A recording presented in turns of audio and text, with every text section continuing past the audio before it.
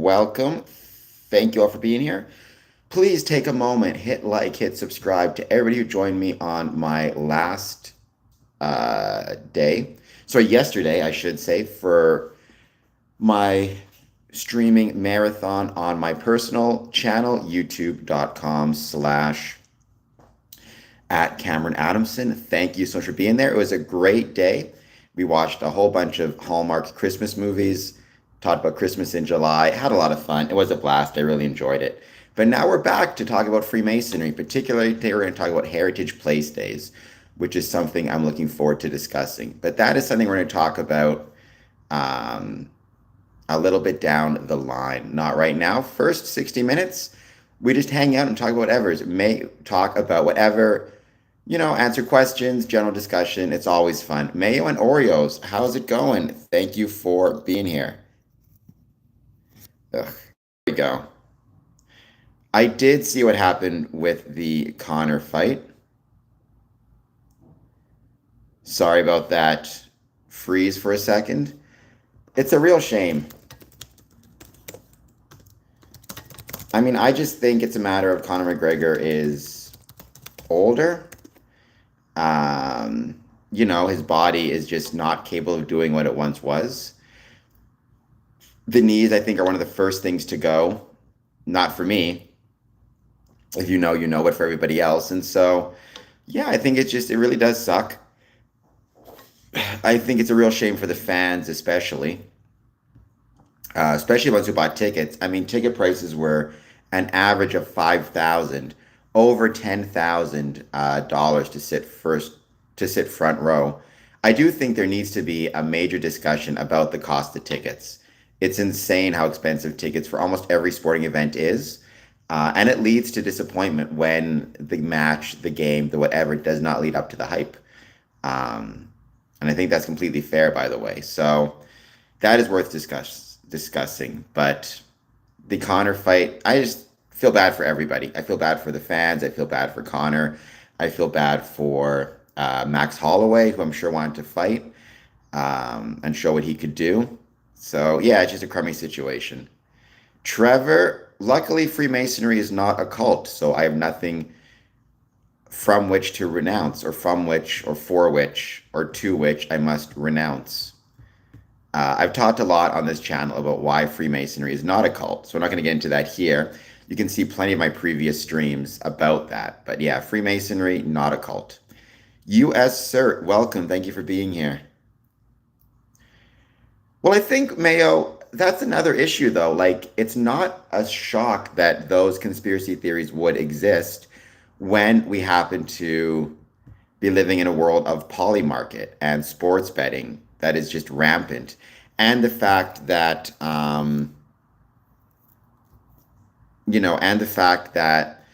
you already have these NBA players being accused of throwing games. And if it can happen in the NBA, it can happen in any sporting event, right? So it's a real shame. But I think that's also something that needs to be discussed. I think the Conor McGregor fight, if people are paying attention to it, they should... Oops, what's this?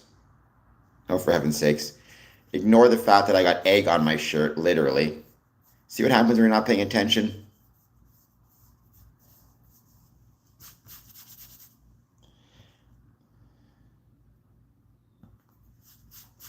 But I think ultimately when it comes to this stuff, the thing you have to keep in mind and remember is, unfortunately, it is absolutely possible for a fight to be more than what we think it is, right? Like what happened to Conor McGregor, ultimately, it's not just about Conor McGregor. It's about the UFC. It's about the cost of ticket prices. It's about sports betting. It's about athletes coming back after their prime and whether or not they should be allowed to come back after their prime. It's about a lot of different things that we are not discussing, unfortunately. So with that in mind, however, as always, please take a moment. If you're new to the stream, to please hit like, to please hit subscribe. Let me know how you guys are doing and let me know if there's anything you want to talk about. Positive, negative, neutral when it comes to Freemasonry. I'd love to hear it. We're going to give it a bit of time. I want to talk today about Historic Places Days, which is something that's currently happening in the United States, in Canada. Um, but it's a great chance to celebrate our heritage buildings, which we need to be doing way more celebration therein and thereof. Um,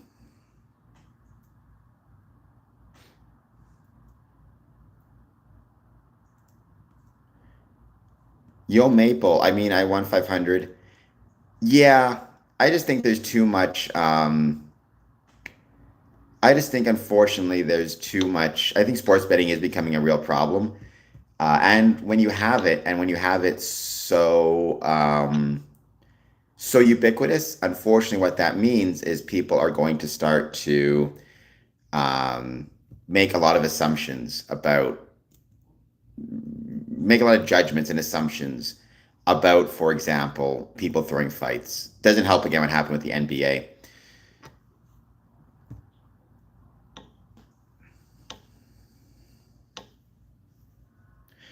For the time being, though, let's wait to see who joins. Jump in the chat, say hello, hit the like button, hit the subscribe button. Any thoughts you have on Freemasonry, positive, negative, or neutral, let me know.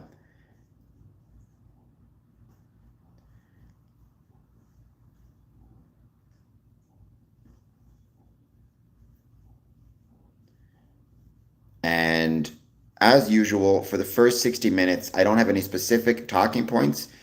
We just hang out and chat about whatever. The second 60 minutes is when I go into specific discussion points, like today, Historic Places Days 2026 through the National Trust for Canada. The theme is communication through place and time. Also, today we have the start of online voting for Grand Lodge of Canada, Ontario. If you're a member of Grand Lodge, that means master, past master, um, warden, you are eligible to vote for your offices in 2026 in the Grand Lodge of Canada in Ontario. If for whatever reason you don't know how to do it or you're concerned, contact Grand Lodge ON at electionbuddy.com.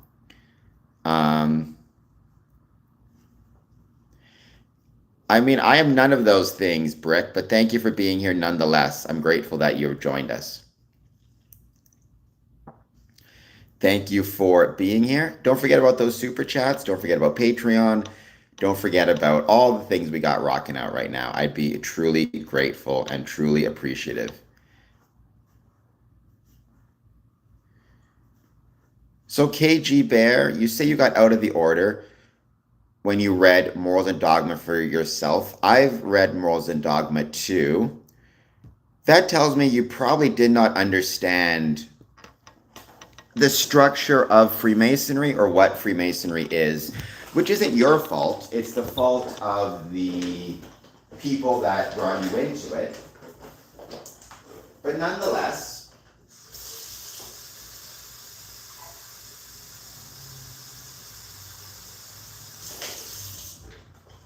why did you decide to leave the order when you read Morals and Dogma?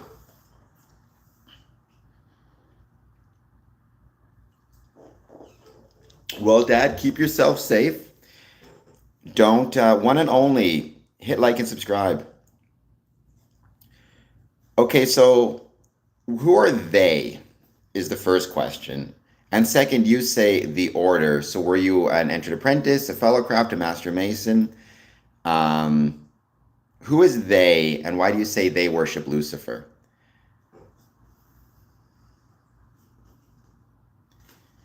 And Dad, not just to you, but to everybody out there who's a little bit older, you know who you are. Be safe. Um, be safe. Drink lots of water. Check your electrolytes. Talk to a doctor. Get to shade. Get to air conditioning. All that good jazz. Um,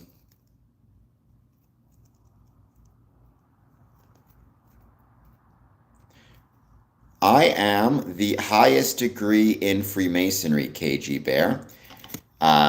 Which, if you were a true Mason, you would know what the highest degree in Freemasonry is. But second of all, again, who is they who is worshiping this being? Keeping in mind that Freemasonry is not a religion, so it can't worship anything in that sense. All right. So here's the thing, KG Bear. And again, I just think it goes to show you don't really understand and didn't understand Freemasonry. Morals and Dogma was written by Albert Pike. He was not a leader of Freemasonry. There is no singular leader within Freemasonry, Freemasonry's jurisdiction. He was the leader of the Southern jurisdiction, Scottish Rite Freemasons, which isn't even any craft lodge jurisdiction. It's a Scottish Rite jurisdiction, which is an independent body, and covers a small part of Freemasonry, even in North America.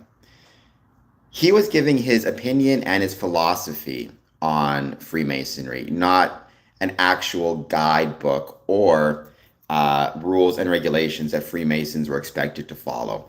In fact, the very first line he says in the book is anyone is free to dissent or disagree with anything he writes that appears to him to be untrue or unsound.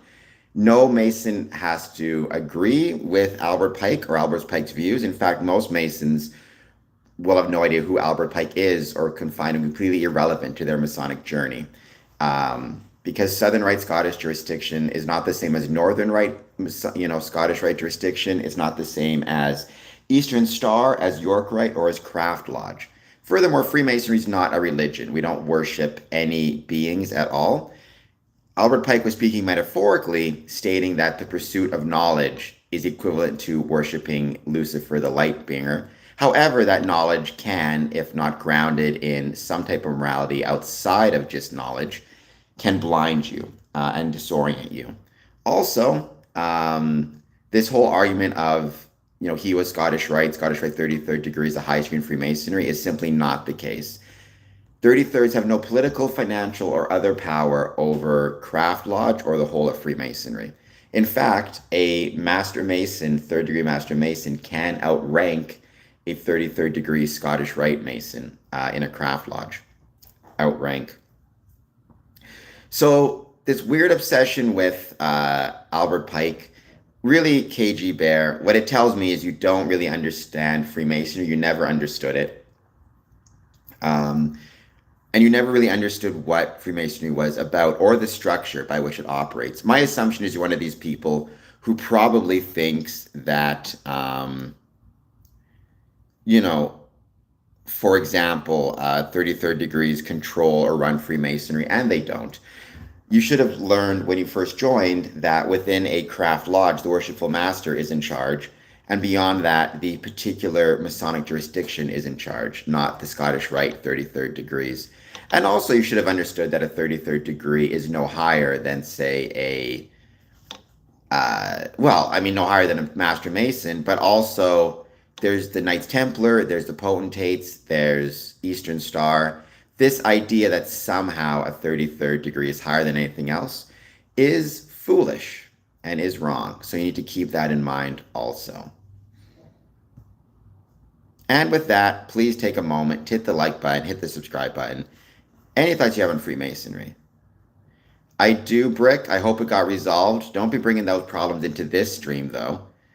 Bradley, I'll take it. I mean, most people say I look ugly, but I think Homer Simpson is a very handsome fella, so I appreciate it.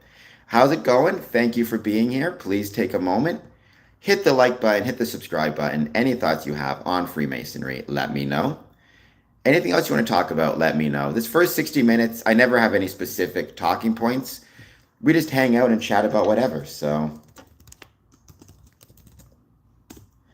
Anything you want to discuss, let's hear it.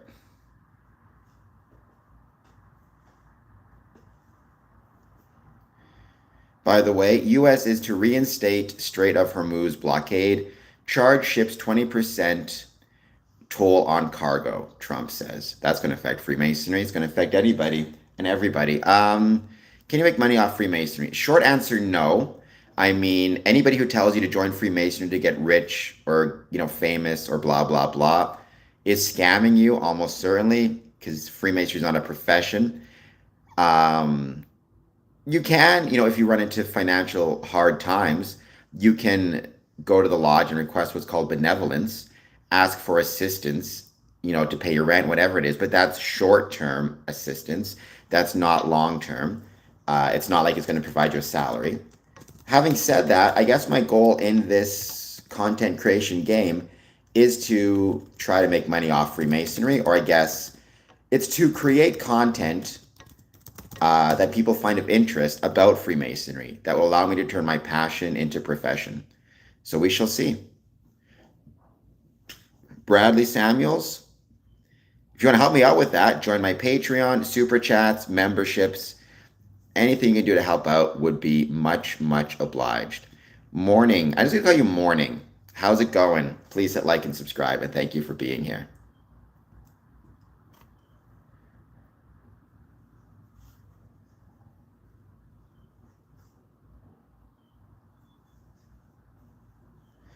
And we're going to hang out, wait to see who jumps on to say hello.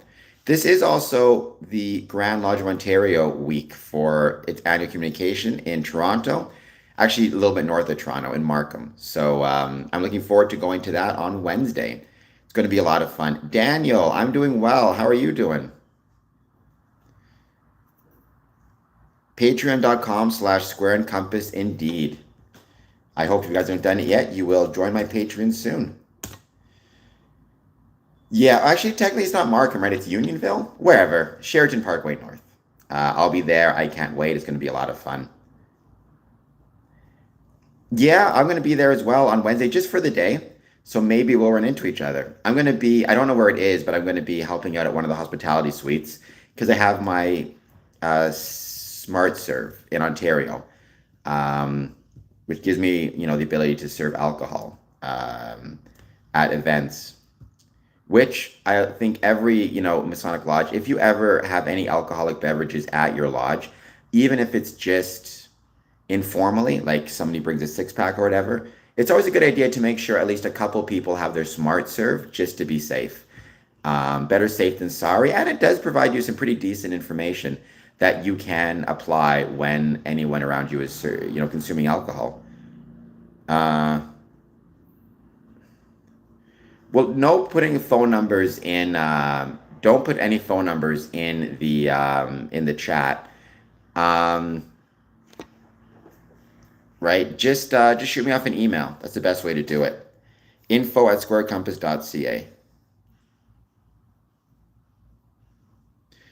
Bradley, I mean, honestly, it's not so much the currency that matters. It's just the fact that you do it at all. Even if you do just 99 cents, it still counts. And it's helpful because ultimately it shows engagement. Still, I don't want to set the I'm trying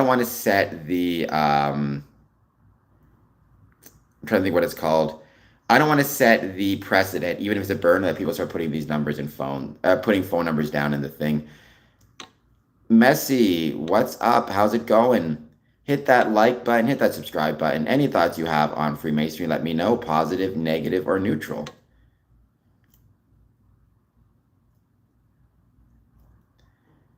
And thank you for being here. Not a relative, but a brother. I think I've been there a couple times visiting them. So, um, actually, maybe one of Mom's relatives might be living there. Markham is kind of just north of Toronto, not terribly far. Um, but yeah, um, Markham is in the GTA, just north of Toronto. Checking in 20. I'm heading to my corner store. Much appreciated. Once again, info@scoreandcompass.ca. It's Markham, it's Unionville, it's kind of that whole area.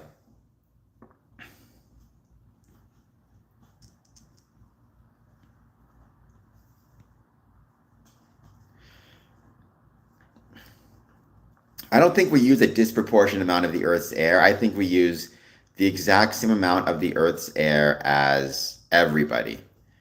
I believe. Perhaps I'm mistaken. I could be mistaken. What do I know? But I'm pretty sure we're not using a disproportionate amount of air, in my humble opinion.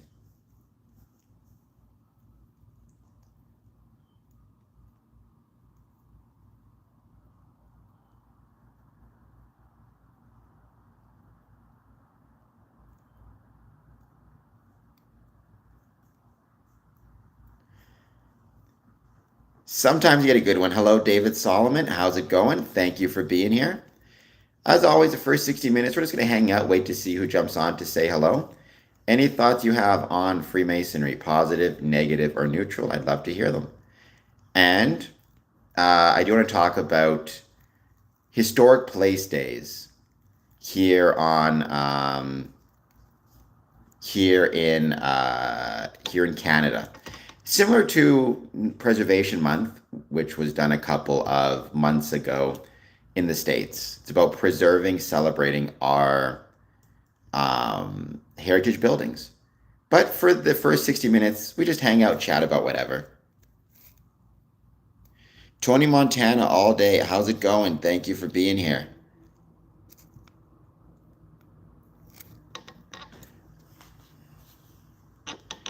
Any thoughts you guys have on Freemasonry or like anything else? If you guys joined me yesterday on my personal channel, I hope you enjoyed it. I had a lot of fun.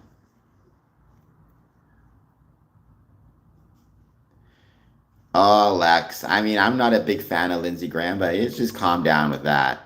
Um, you know, he had a family, so I don't know. So let's not be celebrating the passing of anyone.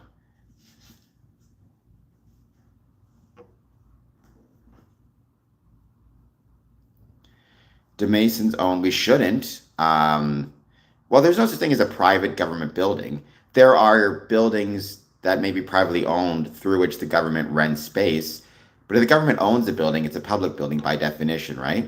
I mean, some Masons own property and are landlords, but very few, in my experience. And certainly, the number of them that would, you know, have enough money to own a building privately that could house a government agency is even smaller. So,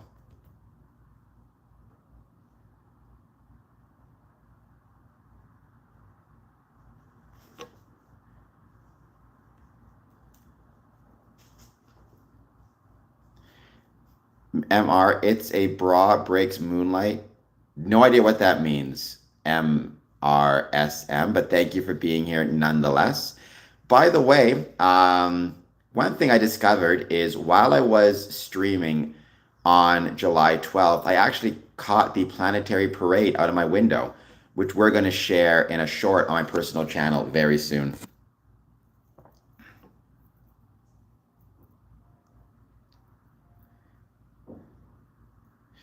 Can I just walk into a lodge from a member? No, but you can just walk into a lodge so long as it's not at work, right? So long as it's not in labor, is what it's called. You can just walk into the lodge. Of course, you can do that. That's no issue. Knock on the door, express your interest in joining. Keep in mind they're, privately owned buildings, but you can walk up and knock on the door and express your interest in joining. There's a process after that where you have to get to know them, they get to know you, there's application form. But the initial approach, just walk up and express your interest in joining, or send an email or phone call, whatever it might be. Um,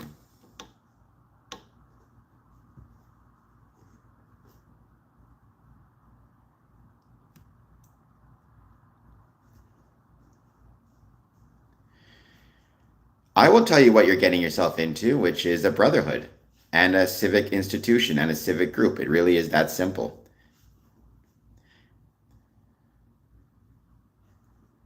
Freemasonry does not rule the world. We can't even agree on what to have for dinner half the time.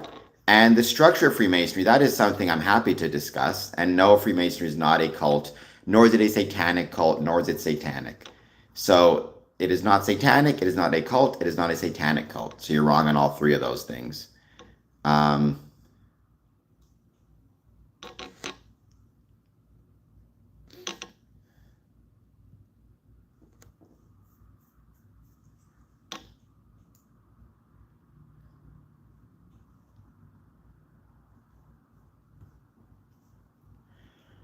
No, they do not worship Lucifer. Freemasonry is not a religion. We don't worship any beings. Individual Masons will have their own modes of worship.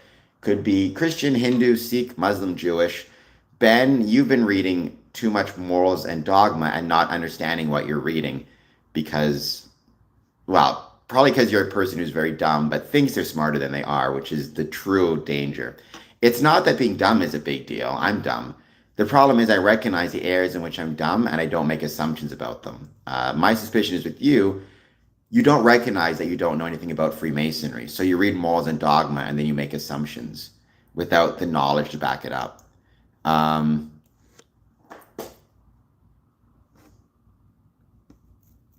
Nighttime, we get drunk, depends. So we should not be getting drunk after meetings as a general rule because we have to drive home after them. So if you're a Mason and you're drinking after lodge, drink responsibly and drink in accordance with whatever rules and regulations exist in your jurisdiction, both Masonically and otherwise. Like some jurisdictions, there's no alcohol allowed in a Masonic building, period.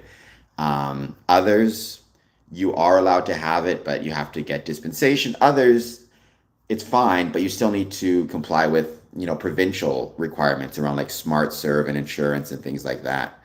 Um, so the fact that you studied Freemasonry for 20 years online without joining tells me that you've been looking up a bunch of nonsense for 20 years. Without joining, you can't know what's legit and what's not legit. Um, we're not foreign agents of the crown. I mean, again, you can be wrong, Ben. One of the rules of the internet is you're allowed to be wrong on the internet because if you were right on the internet, there'd be nobody left. Having said that, there are no lower levels. The highest level in Freemasonry is a third degree Master Mason. My assumption is you believe that 33rd degrees are the highest degrees in Freemasonry is one of my assumptions I'm going to make about you. I could be wrong. Or you think there's like some mythical 99th degree, like Memphis Mizraim or something. Highest degree, highest level in Freemasonry is the third degree. Um,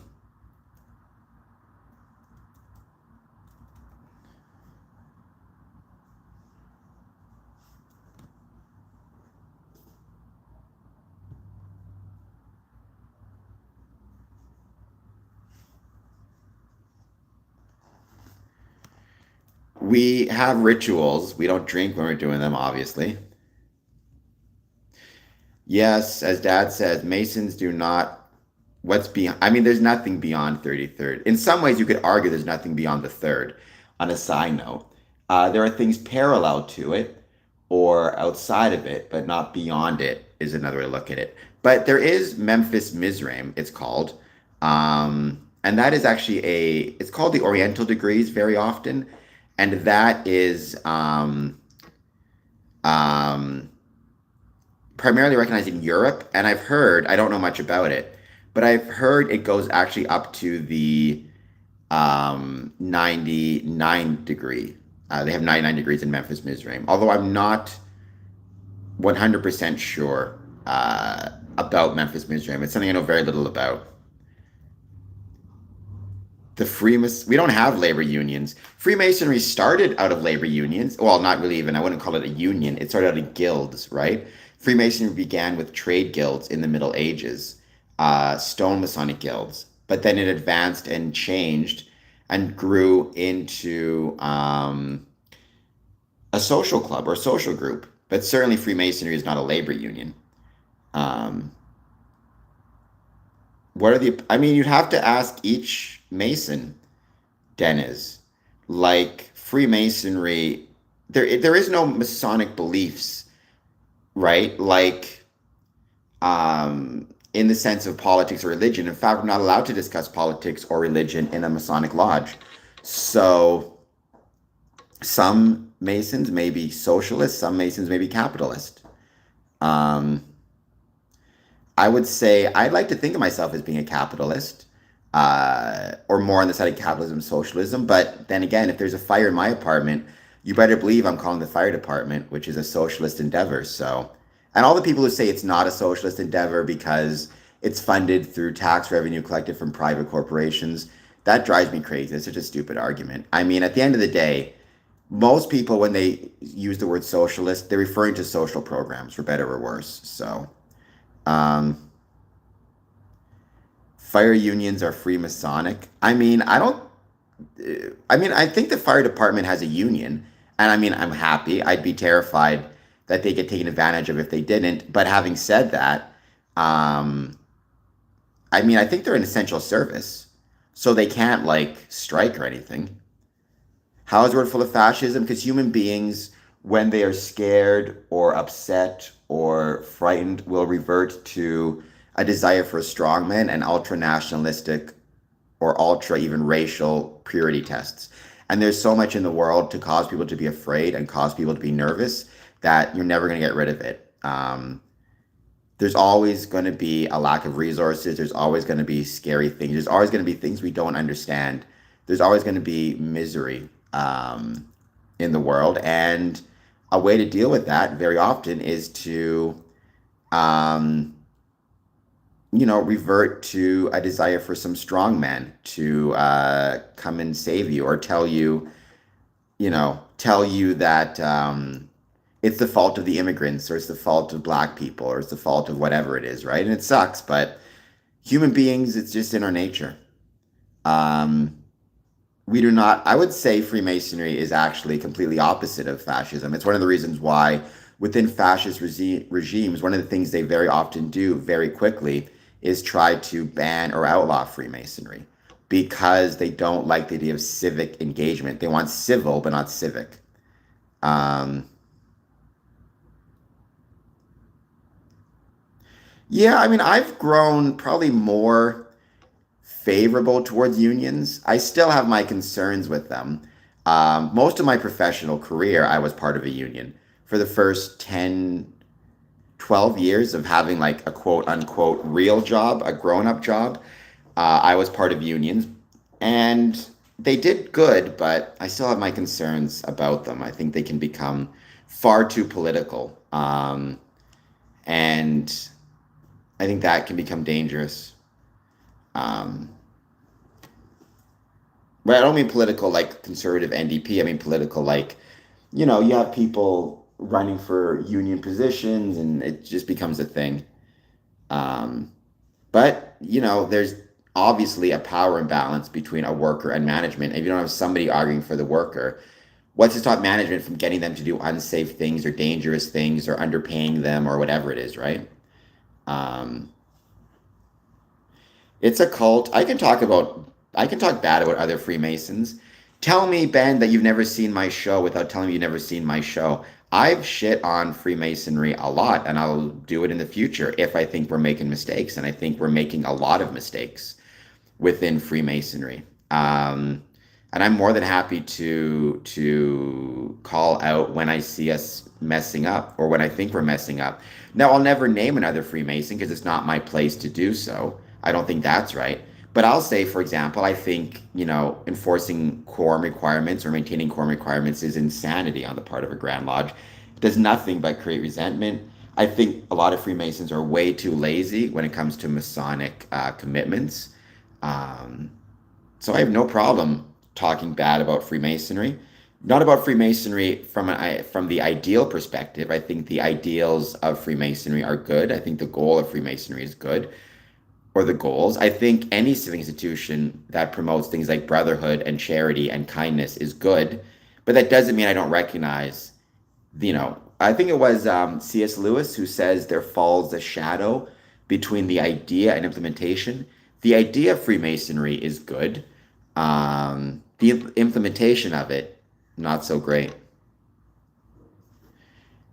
Ben, that's stupid. I can speak bad about another Freemason if I'm a Freemason. Now, you should, pursuant to your, and I think this is fair, pursuant to your obligations. One of the things we're reminded of is we shouldn't talk bad about a Mason behind his back. And I think there's a fairness to that. Like if I don't like another Mason, I can tell other people, hey, I don't like that guy. He's a douchebag. But I'm also going to tell him to his face, I don't like you, right?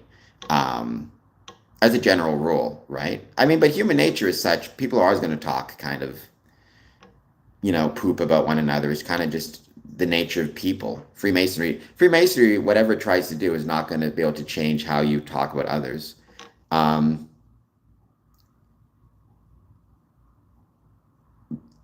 no, Jay, you're on your own. I don't want to bet on sports, but I'm going to say England. I'm cheering for England. Um, That's right, Jimmy. I talk about Freemasons. So Freemasonry, again, we have no lower levels. It's not, it doesn't work that way. We don't use our charity for anything other than to make the world a better place. This idea that we're using charity to like launder our image is baloney. And there's no they. How could they use the lower levels? Use how, right? The money primarily stays within the lodge. Um, the like it's just so weird. I don't really get what the argument is. Oh, Ben, you're a silly one. All right. I mean, you can believe what you want to believe, but what you believe is nonsense. And it's not going to help you lead a better life, nor is it going to solve any of the problems you purport to want to solve, I suspect. I say what I want to say. I mean, you can ask my dad, he's on this chat.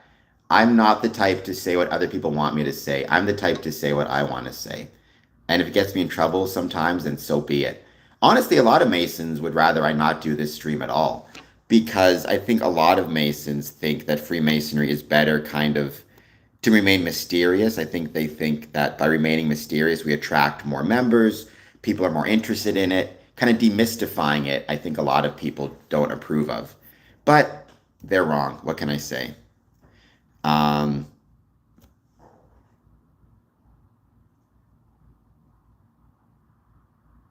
Yeah, a lot of times money goes to charity. Hello, I cost a tetrahedron. Or our time, like recently, Morton Grove Lodge, which is a lodge that I love, out of Illinois, just did a community cleanup. They cleaned up their downtown area, picked up trash and garbage off the street, which was a really cool thing. Charity means a lot of different things that unfortunately we very often forget, right? Um, like charity means giving of your time. You can be charitable with your time. You can be charitable with forgiveness. You can be charitable with understanding. You can be charitable with benefit of the doubt. You can be charitable with attention. You can be charitable with your words. And you can be charitable with, with money. But there's lots of different ways to be charitable. And unfortunately, I think people very often forget. Oh, the grandmother question. 403. Um, is usually the number. But I mean, you could say 579, you could say 554, etc., etc. There is no corruption within Freemasonry. I mean, individual lodges can be corrupt, of course, because that's human nature. But Freemasonry is decentralized. There is no single governing body controlling everything, right? And because of that, this whole idea of like, oh, Freemasonry is corrupted, it's just not possible because there can be an individual lodge that gets corrupted. That happens, but it's not going to spread to the rest of anything.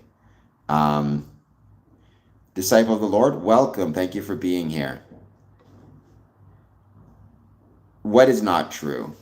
Like, for example, the P2 lodges in Italy, but those are not recognized anymore. That's the other thing that happens, right? If an individual lodge does become corrupted, it usually is kicked out of the craft in its jurisdiction and is not recognized.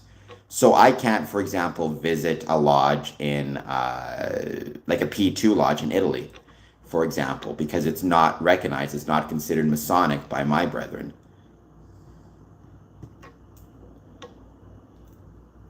Well, you're just blind, Ben, as to Freemasonry, but 20 years of online research tells me a fair bit.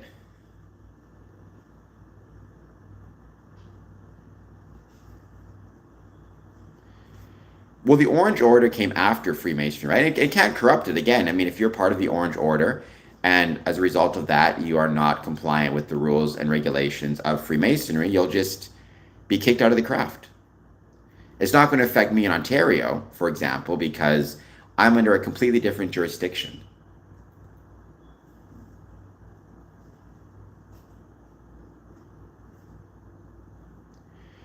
Where would they be hiding the information, Ben?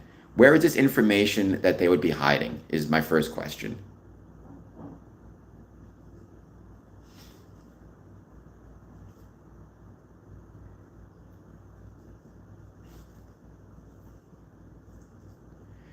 It's all over the internet. And how do you know what you're reading on the internet is accurate or correct?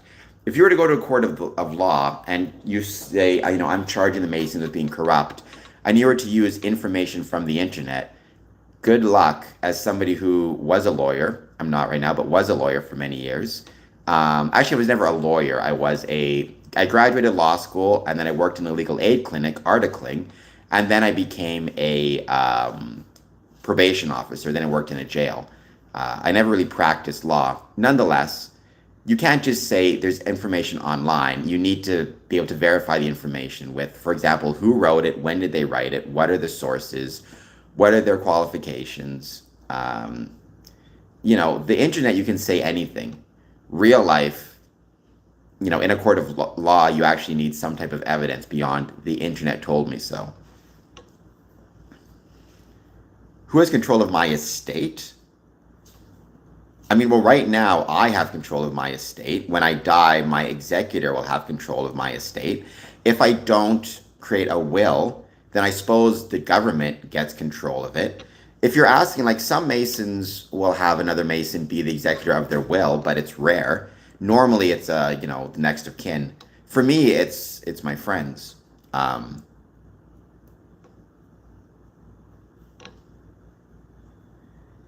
Oh, so Ben is now saying the government owns me. All right, Ben. I've heard this stuff before from, I think, free men of the lands. You need to find a better life than the one you're leaving. I'm almost positive. Why do you time? I don't know, but I'm sure there was a reason for it. Um,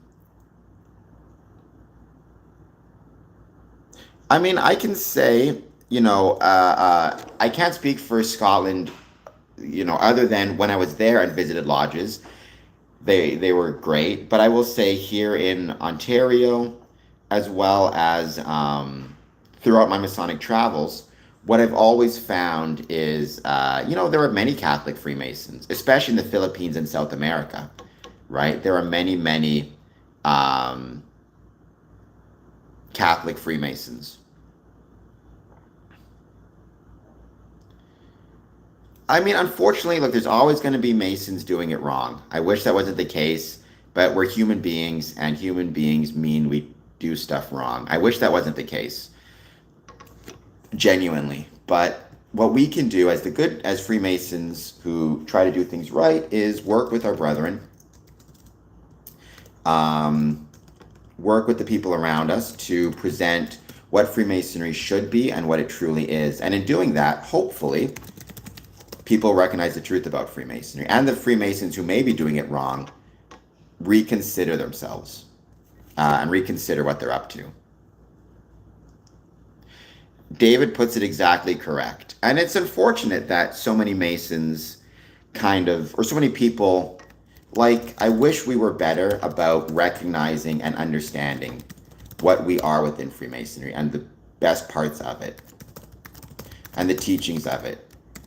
Individual humans are always going to be imperfect. Again, there's a shadow between the ideal and the implementation, right? That's even true of the United States of America. Declaration of Independence, we hold these truths to be self-evident. All men are created equal. The people who wrote that owned slaves and treated a lot of people really terribly, including their slaves. That doesn't mean the ideal is not beautiful, and that doesn't mean the ideal is not worth celebrating, even if it was not implemented in full until many years later. And you could argue it's never been implemented in full. But the point is, you keep trying and you keep doing your best. What do I know about Knights of Columbus, other than they're a great organization? Well, I don't know anything with the Holy Roman Empire. I know when it comes to, I know that when it comes to Freemasonry, this idea of structure, there's one structure that matters: entered apprentice, fellow craft, master mason.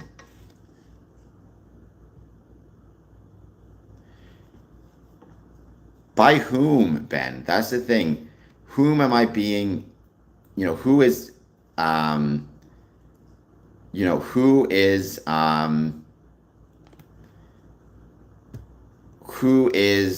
misleading us?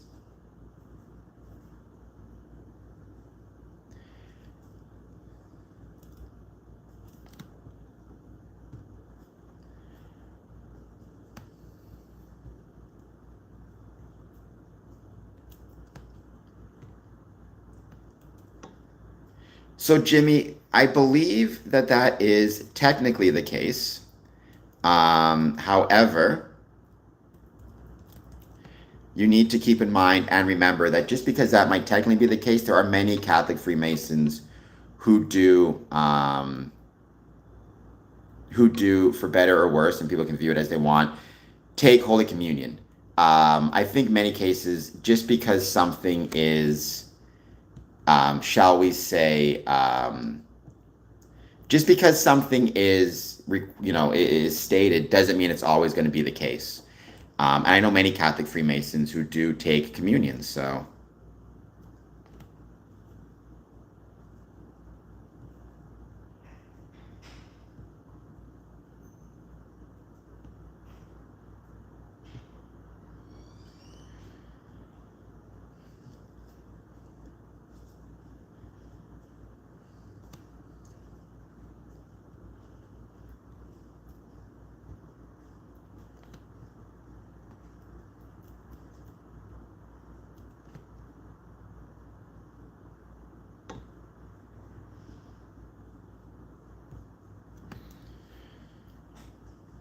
do Freemasons date?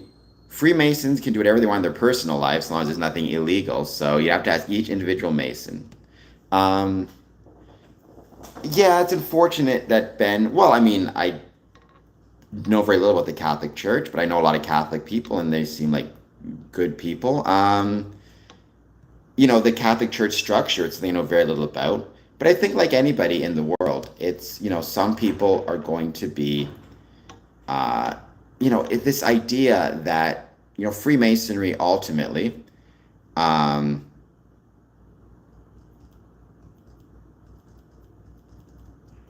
this idea of, Freemasonry as being connected to the Catholic Church, they're separate institutions, they're separate organizations. One is a civic institution, and one is a civic structure. Um, one is a civic institution. One is a religious institution. So they're different things.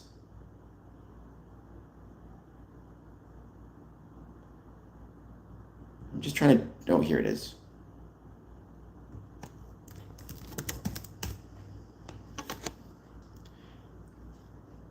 It fascinates me. Yeah, and you don't have to join, right? That is perfectly fine. Many people find Freemasonry interesting and fascinating, but choose not to join. And that's perfectly understandable. What I would say, though, I need to keep this in mind, is you need to be very careful about how you study and how you research, as Ben has demonstrated, right? Very often, what you need to focus on is where the information is coming from. A good general idea, right, in my experience, is treat your research the way you would treat court. Um, right, if you're going to court and you are going to be making an accusation of some sort, it's not enough to just say, you know, such and such is the case, right? You need to be able to prove it somehow, or you need to be able to prove beyond a reasonable doubt, which means, if you read an article that says Freemasons are worshiping Satan, okay, who wrote it? When did they write it? What are they basing that on? What are their qualifications? And then you need to be able to explain what is the structure of Freemasonry, the history of it, right? You cannot just read one thing and then, especially if it's something that, reaffirms your pre-existing beliefs and then go from there. You actually need to deal with these things in the same way you deal with it at court. Accusations are not enough. Statements are not enough. All of that stuff is hearsay. I've been sound out once or twice, but it's not. I mean, you don't have to join. I'm just happy that you're here. Rabbit holes are easy to get into, but hard to get out of, Ben. There's a reason for that. Um,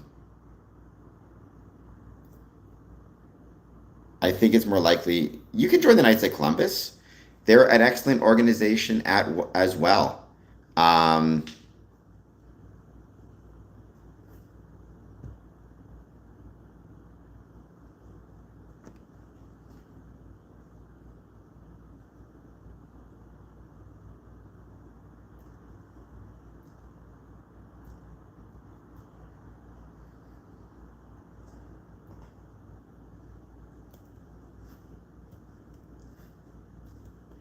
What would I say to someone who says, why the need for secrets? That's a really good question. What I would say is when people talk about why the need for secrets, first of all, I say it's not secrets, I say it's private information. And there's a difference. There are two ways to create bonds of brotherhood between people. The first is shared knowledge, the second is shared experiences. Our Masonic rituals provide both, right? And if we are not doing our best to ensure that we maintain the privacy of our Masonic rituals and our Masonic quote unquote secrets amongst us, we are affecting the bonds of brotherhood. It's no different than having a family recipe. If you have a family recipe and you want to maintain its privacy of that and keep it just within the family, it's not because there's anything illegal or wrong or bad about your grandma's cookies. Rather, it's because maintaining the privacy of that recipe maintains the bonds between past, present, and future generations of your family, right? And I think that's a really good thing and a really valuable thing.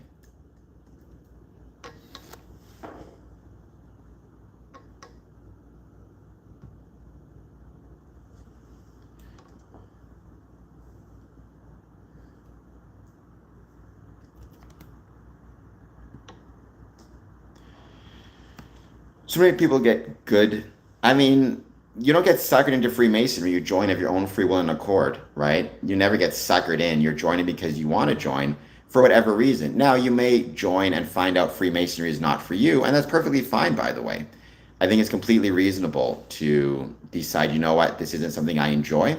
Hopefully, during the application process, you have Masons who can talk to you about what it is and, take you out for events, coffee, get to know you, you get to know them, and maybe you decide before you even join that it's not right for you, which is the best thing.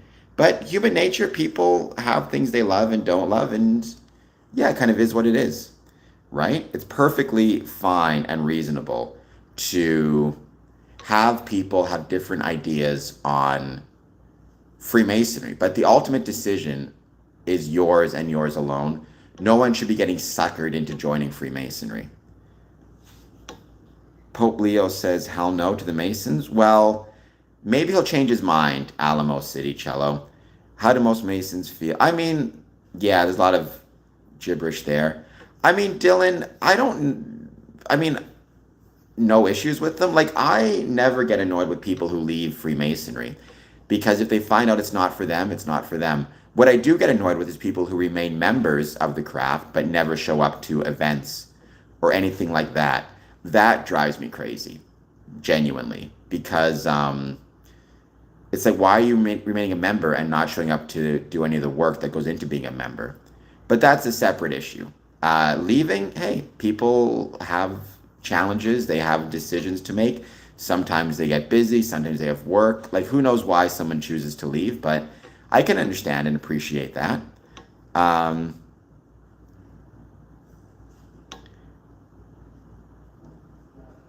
All right, Ben. Well, here's what I'll say, and I never confirm or deny anything written in a chat, but here's what I'll say. I was a lawyer I wasn't a lawyer. I worked in a legal aid clinic, and I worked as a legal aid student for many years. And I was once working with somebody who, she was a tenant, and she was being evicted. The landlord claimed she didn't pay her rent, and she was claiming, she did pay her rent, but she was claiming she didn't. And at one point, while discussing with her, she said, if I'm lying, if I'm lying, I'll rip my tongue out and God can strike me dead. Now, obviously, she wasn't speaking literally. I don't even think you can rip your tongue out. Nor did she expect a lightning bolt to fall from the sky. Right? What she was saying is she was using she was using the metaphor of physical punishment to explain the importance of the things that she was saying and how the things she was saying made her feel. But no one literally expected her to rip her tongue out, nor for a lightning bolt to come down if she was lying. Physical punishment, or physical pain as a metaphor for the importance of something, that goes all the way back to children. Cross my heart, hope to die. Step on a crack, break your mother's back. It's not literal. It's metaphorical. It's figurative. Um, See, we got two different conspiracy theorists with two completely different ideas. We got we got Ben over here saying the Pope is part of Freemasonry, and then we got Alamo City saying the Pope is not part of Freemasonry. So let's let those two guys fight that thing out. We'll see how they do um, in this particular debate that they're having. But that's the thing about these conspiracy theories, right? So often people will say them without really understanding what they're talking about. Unfortunately, that happens a lot. You just get used to it.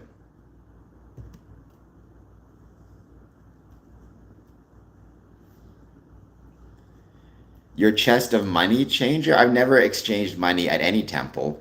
I think you're referring to the old story from the Bible of Jesus kicking the moneylenders out.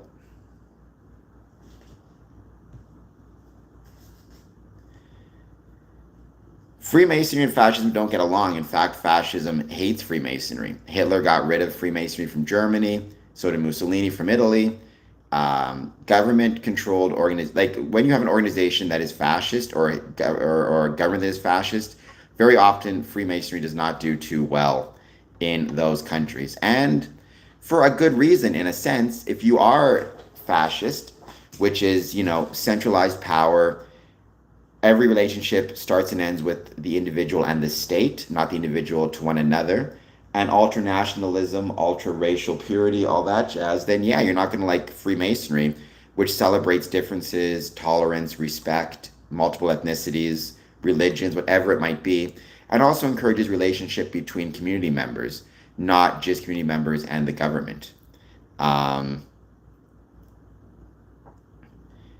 Well, tigers and lions do get mad at each other, Ben, because they're different animals. I know they look the same, but, that doesn't mean they are the same. Even though they don't look the same, they're different. They're different animals. I know that. I think you can breed a lion and a tiger, create like a liger or something, but they're still different animals. You know.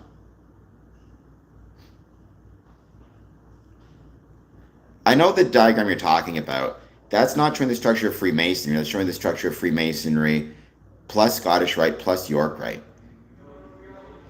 Right? That's not showing the structure of Freemasonry. The structure of Freemasonry is entered apprentice, fellow craft, master mason. I would love to see a turtle and a lion crossbreed. That'd be a very interesting thing to see. Are you saying I look like a turtle? Am I not turtly enough for the Turtle Club?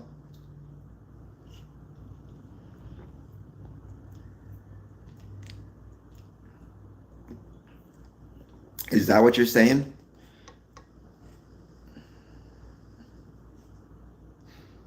We're going to give it another couple minutes. Then I want to start talking about today's subject, which is National Trust for Canada. It is Historic Places Days 2026. Historic Places Days is currently going on from July 11th to July 25th. Goodbye, Dad. I love you as always. Thank you for being here. But for now, we're going to give it a couple more minutes. I'm going to see if anybody else jumps on to say hello.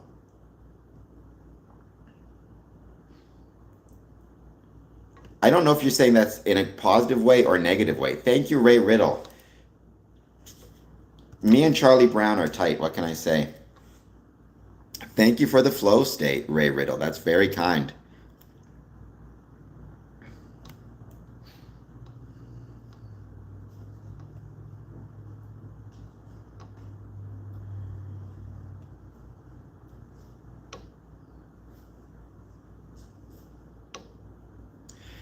You can't trust turtles. They'll do that.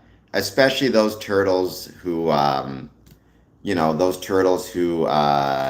the sewers of New York City and love pizza. They're troublemakers. I think Rusty Snails is awesome. We should all support Rusty Snails. And everybody watching this should support Rusty Snails. Actually, I don't know. I shouldn't say that. For all I know, I go to your channel and it's some, crazy nonsense that gets me in trouble. But I appreciate you being here, nonetheless. All right, well, in that case, since Dad is sticking around, I might as well do it now. So, National Trust for Canada. National Trust for Canada is actually something I was dealing with a lot a few years ago when I was applying for grants for my Masonic building. National Trust for Canada is a nonprofit organization that supports the preservation of historical places throughout Canada.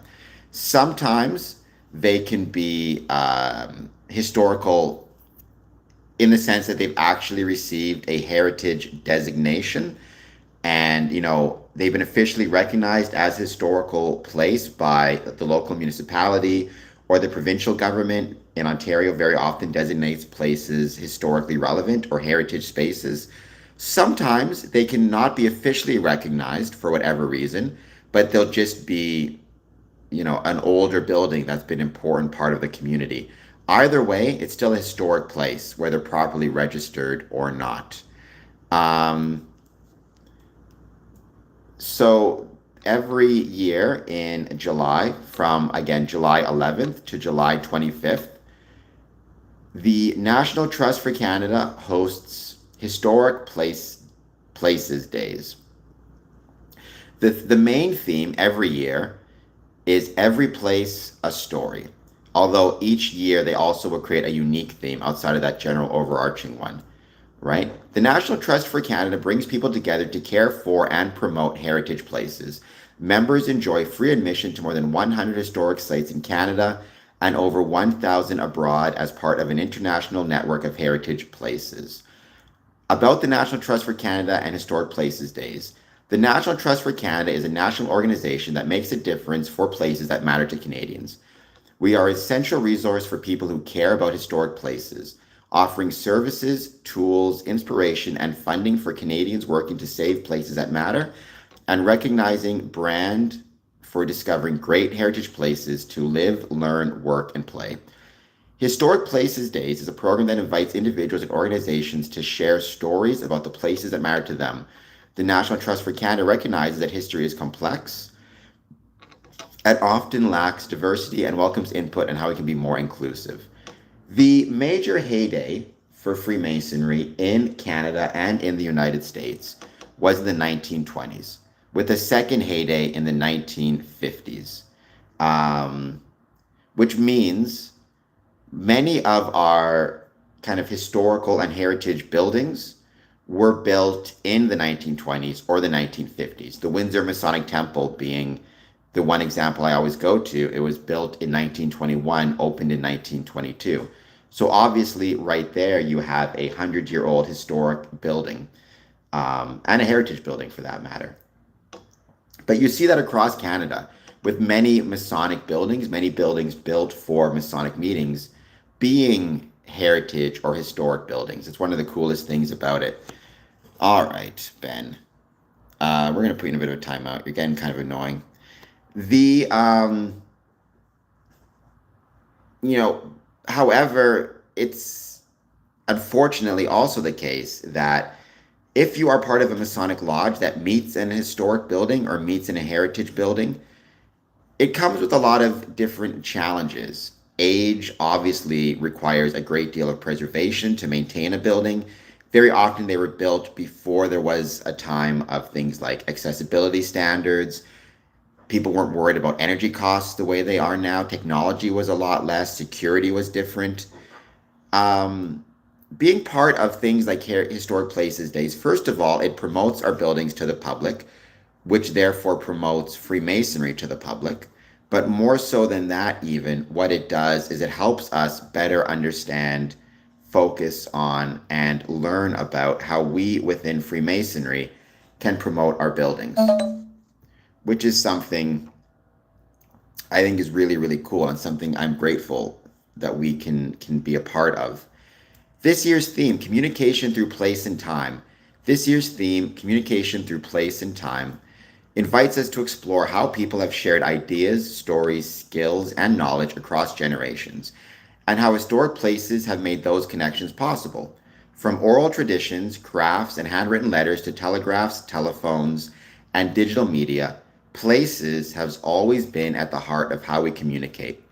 The theme also marks the 150th anniversary of the first telephone call patented in Canada by Alexander Graham Bell, an invention that transforms how distance and time shape human connection. It's crazy to think so many years ago, um,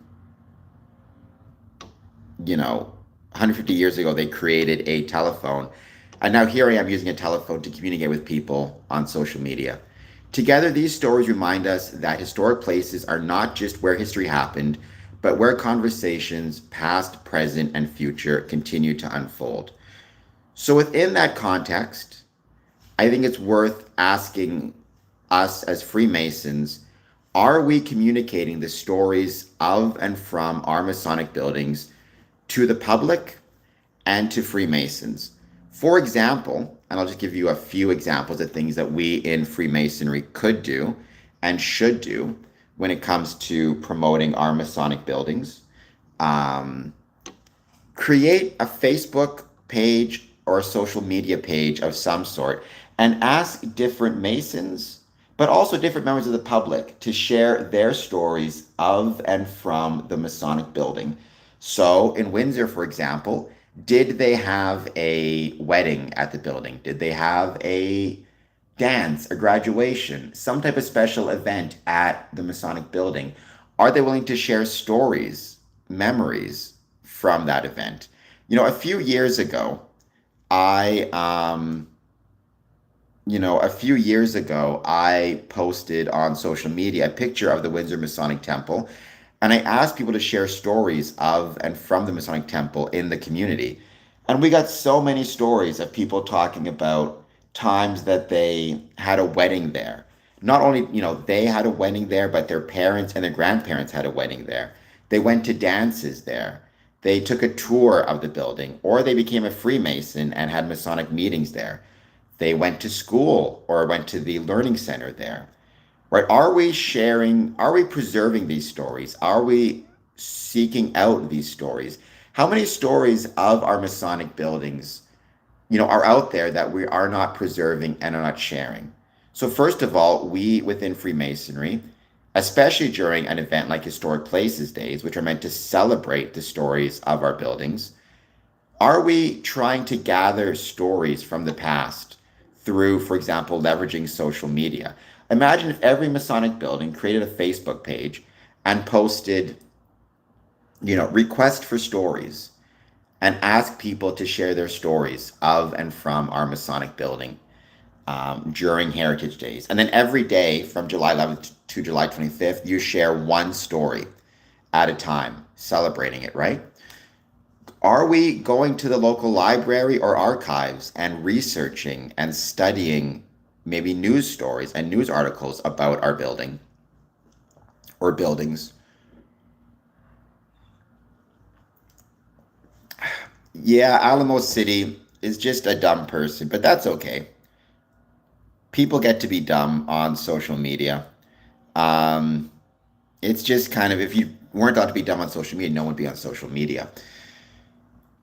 What was I saying? Yeah, we should also be making connections with our local historical sites or historical preservation groups. One of the things I mentioned before on my channel, and I encourage everybody to do, if you're a Freemason in your town or community, figure out who is responsible, like who is a local archivist for your town or for your city, or who is the local, like, historical society or historical group, and get in touch with them. They may very likely have stories and information about Freemasonry in your town and in your community. And you may have information about the town or the community that you can share with them. Again, this is about sharing stories, right? One example I've given is when I visited Glenview, Illinois, I made it a point to stop off at the local historical site, local historical preservation society for Glenview, and ask them to share any information they had about their about Freemasonry in their archives. And they actually had a few really cool things. about Freemasonry in Glenview, about important town figures who were Freemasons. They had a cookbook from Eastern Star, which was really cool. So make those connections and maybe even invite them to tour your building and show them your archives and your records. So you're able to share stories with one another and preserve those stories for future generations. Um, don't let people on YouTube hit a nerve, Ray. They'll drive you crazy. There's so many of them. Um,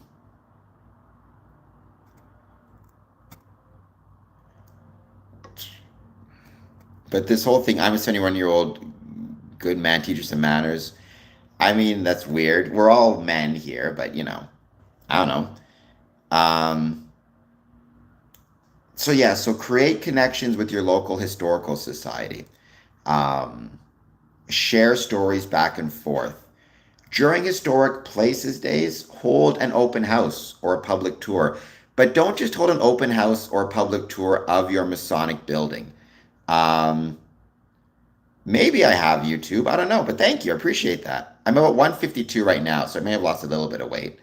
Um, but don't just like one of the biggest mistakes we make, and I've made this mistake because I've organized a lot of public events and I've organized a lot of open houses at my Masonic building. It's not enough to just hold an open house. Have a sign in place for people to sign their names and if they want to include contact information. That way, if you're holding another open house or another public function, you can invite them and let them know. But also invite them to share stories about the building if they've been in there before.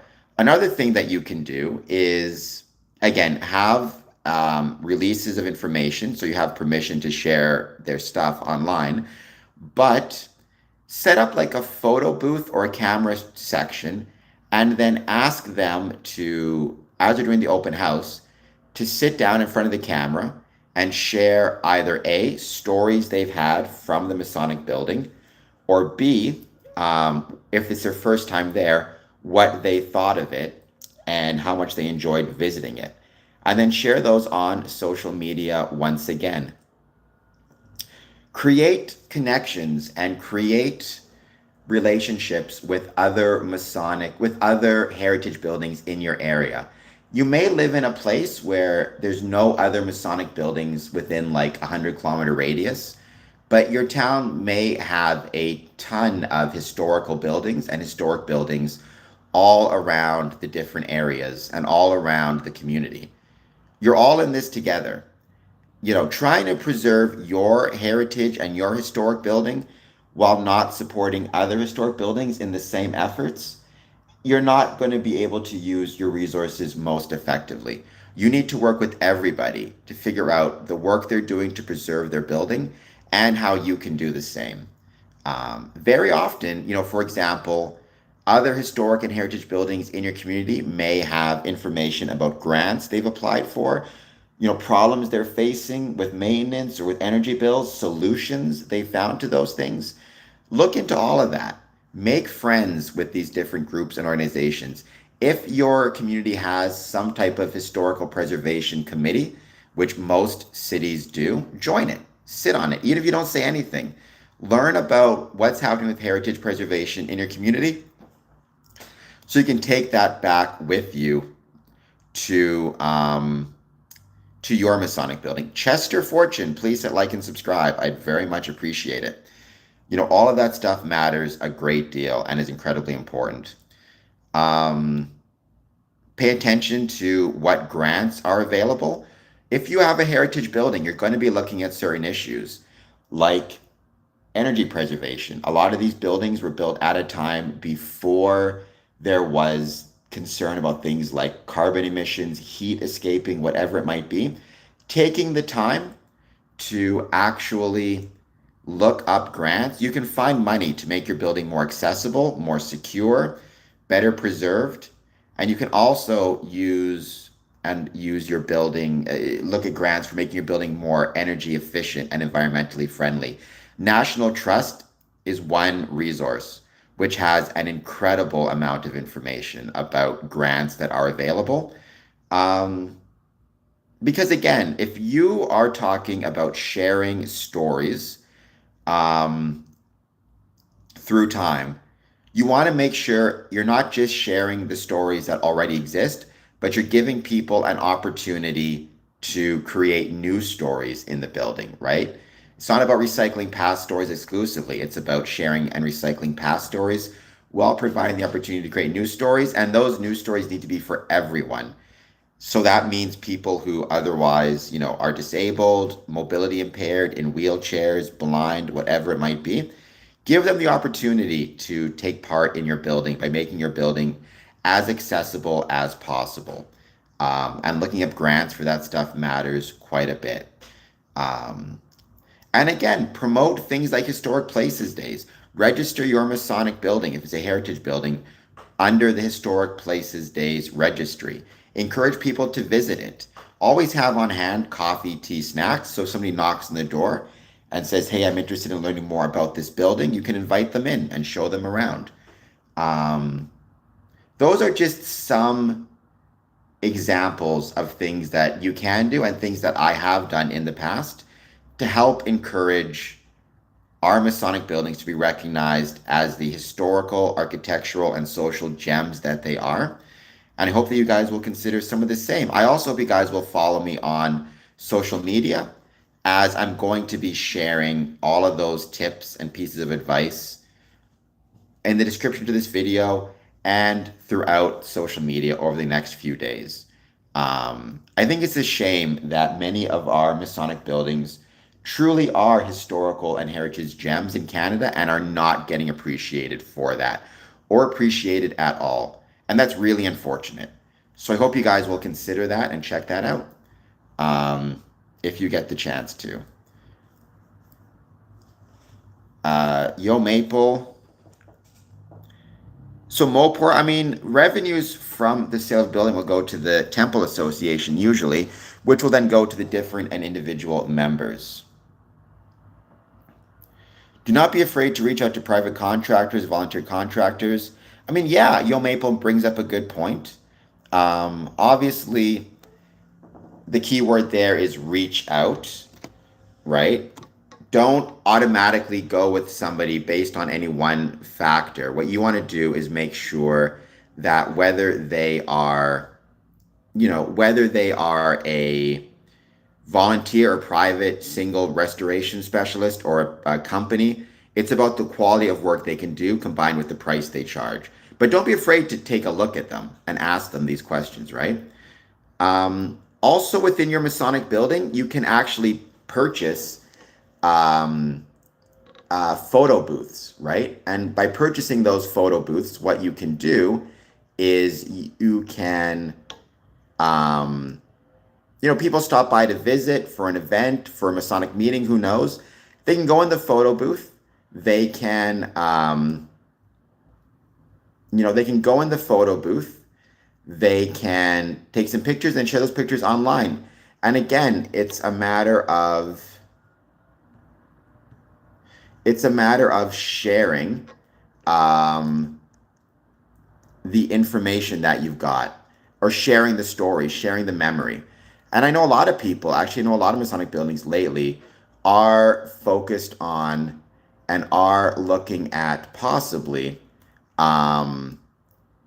putting a photo booth in their building so people can take pictures when they're there and then share them. And it's a fun thing to do. And the thing is, very often, if you're celebrating a special event at a Masonic building, you may be so busy celebrating it, you may not think about, hey, should I take a picture while I'm here and share it? A photo booth reminds you to do so. And even if you decide not to use a photo booth, you can just do it on your phone.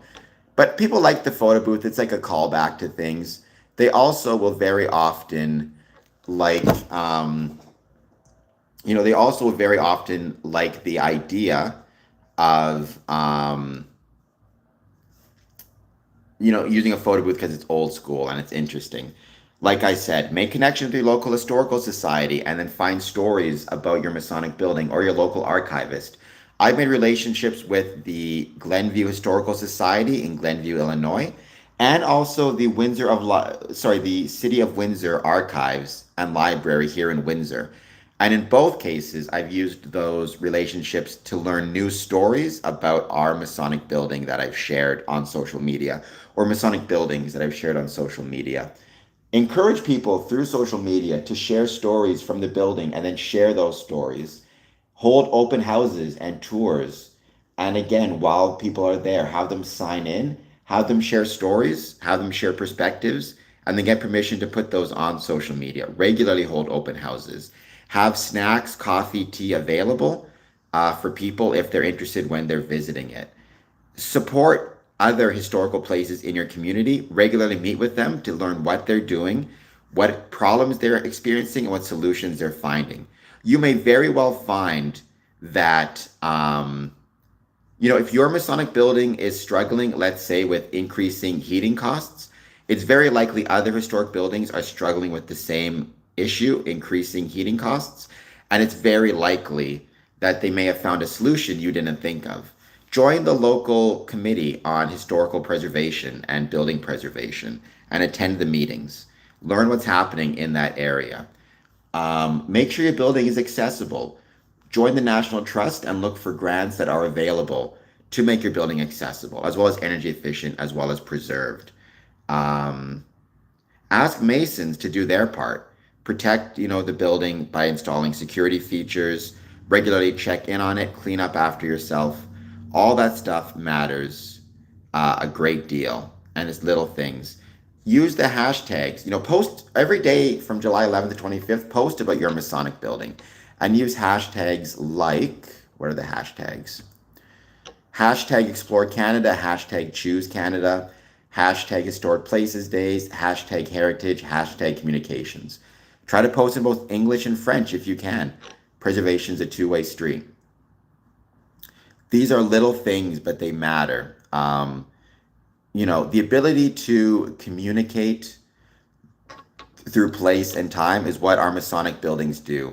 Whenever I wheel into my Masonic building, I imagine that the stories and ideas from the 1920s are being communicated to me in 2026. And that's something for which I'm truly grateful.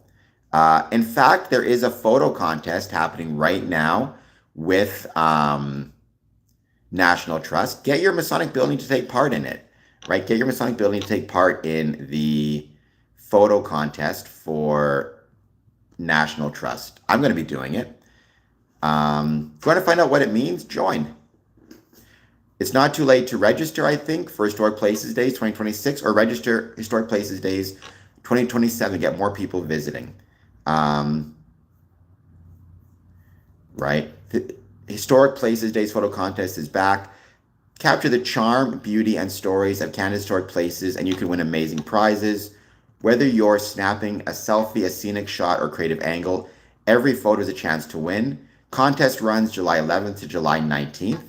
Enter by posting your photo on Facebook or Instagram using Historic Places Days and tagging nationaltrust.ca. Get your cameras ready and show us your favorite historic places. I'm going to be doing that very soon. And you'll see it if you follow me on social media. If you're a Masonic building, make sure you create and get yourself social media sites. That stuff matters a lot as well. And it's free to do, right? So why not leverage it? I hope everything I said made sense. If it didn't, let me know. Please hit like, please hit subscribe, and any thoughts you have on Freemasonry, positive, negative, or neutral, let me know. I hope that gave you at least some ideas that you can maybe apply.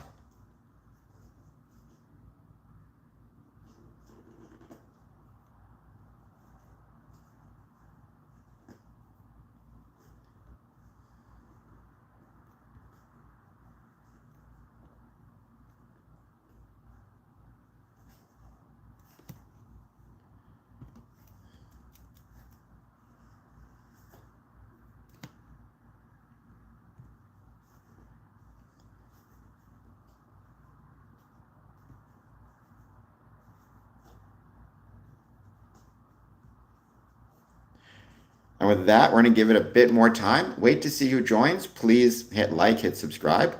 I hope everybody watching this is doing well. It is true, I would agree with that it is better to have loved and lost than never loved at all. I mean, ultimately, if you're in love, then that's something to be happy about, even if the person doesn't love you back, if you lost that love, right? What was the Matthew McConaughey quote? I think it was. Maybe I'm getting the actor wrong, right? Look at the sun and the grass, right? The sun shines on the grass whether the grass appreciates it or not. So you're always winning. I mean, I'll take it, Indra0004. Please hit like and subscribe. So Chester, they're not as rare as people think, but that's actually a really good point. When I suggested on social media, request people share their stories about Freemasonry. Also request that they share their pictures from Freemasonry as well and from Masonic events. Right? One of the problems with that, one of the biggest issues with that though, is if you're in a historical Masonic building, like I think we've grown up and we're so used to living in a time where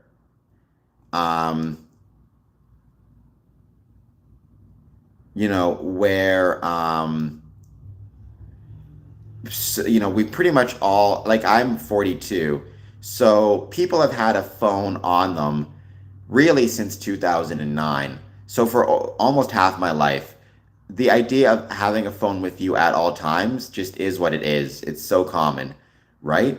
And we forget that in the 1920s, certainly through to like the 1990s, this idea of you always have a phone with you at all times is just not the case. And so one thing I noticed is when I was asking people, do you have any pictures from Masonic events that you can share with me? They were like, we didn't have cameras on us back then, back in the day, right? So unfortunately for like weddings, concerts, special events from the 1920s through the 1990s, unless it so happened that the press was there or someone's willing to share pictures from their personal collection, like take it out of a photo album, it's tough. You might not have any luck.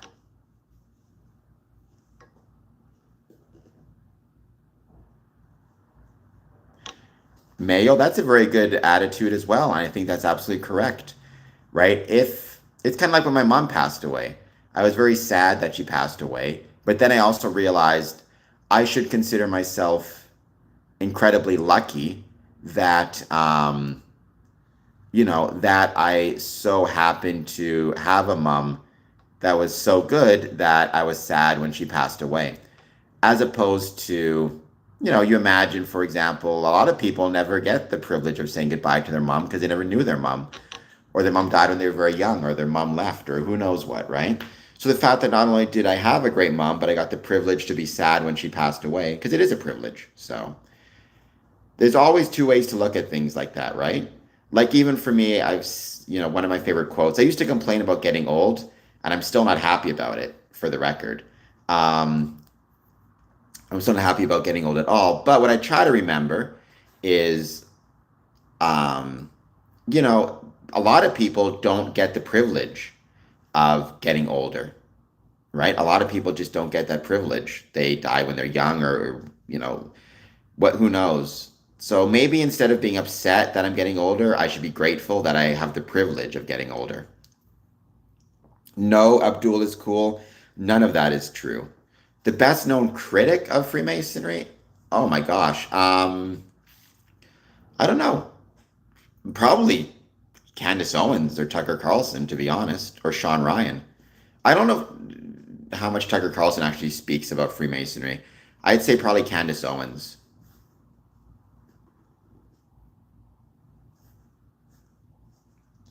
Don't mind getting, yeah, well, yeah, I mean, my shoulders are definitely getting to the point where they are not happy about getting old.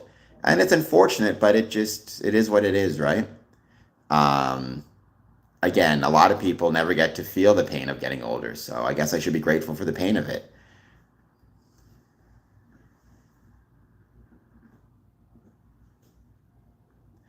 Well, Abdul, instead of watching conspiracy theories, watch my videos, but also hit the like button and the subscribe button. That would be very much appreciated.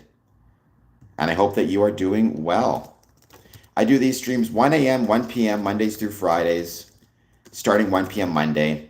And then I do special kind of events on the weekend as well. Also, just remind people today is the start of uh, voting for Grand Lodge of Canada in Ontario. So if you are a member of Grand Lodge, you can now vote for officers in Grand Lodge. You should have got your notice today. If you didn't register properly and if you didn't take part in it, you're not going to get it. But if you should be getting a notification to vote and you haven't, contact Grand Lodge ON at electionbuddy.ca, if I recall correctly. I put the email address in my chat. So thank you, Abdul. I appreciate that. I hope you also consider becoming a Patreon, Medium, follow, all that good jazz. Believe me, it helps out big time, and I would be grateful. We're slowly getting closer and closer to 4,500, so.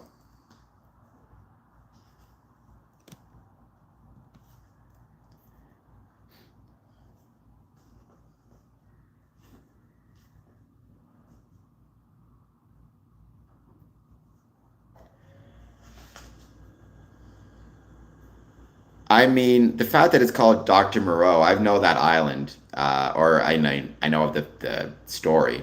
So let's hope he's not creating turtle human hybrids. Some religious authorities are, many aren't. There are many religious authorities that have been, supportive of Freemasonry, some who've even been Freemasons. So that's tough, right? Tough to say. What I would say is the most important thing is it's not critics that are going to cause the quote unquote downfall of Freemasonry, right? As much as people maybe like to imagine it is. What's going to cause the downfall of Freemasonry is a world that gets more and more expensive, as a consequence of which people feel that they can't afford to go to Masonic Lodge. They need to take that extra overtime, or they can't afford to pay their dues, or a world in which entertainment becomes cheaper and cheaper while nothing else does, meaning they'd rather stay home and watch Netflix. Um,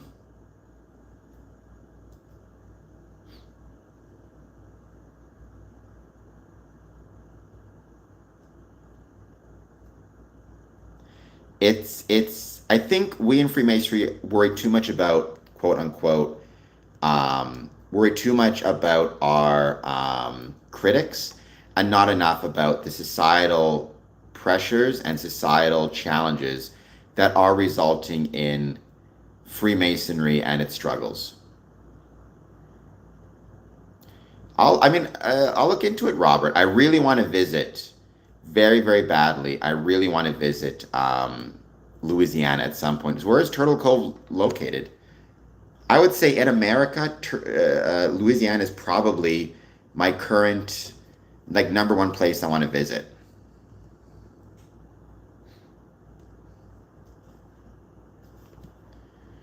More so than pretty much anywhere else.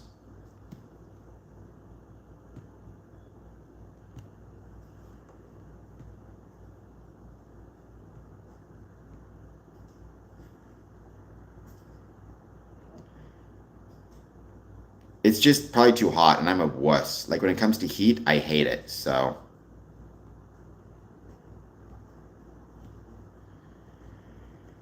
I don't want to deal with heat.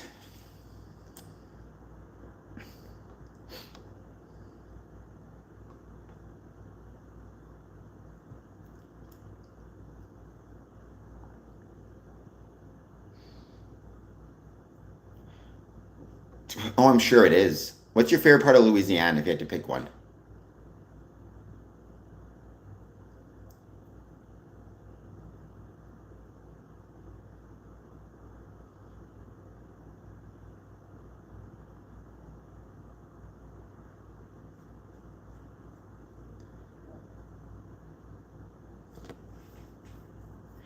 And are there any Masonic buildings in Louisiana that I should check out?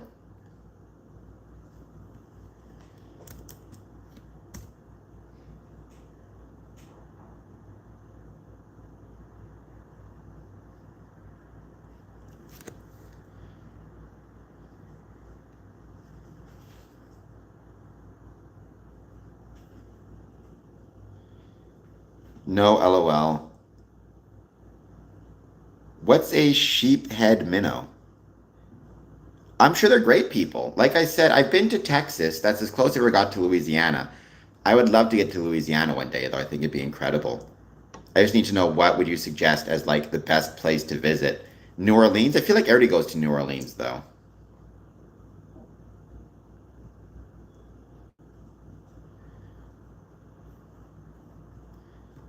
I would like some like out of the way places because those are way more fun, I find, to visit.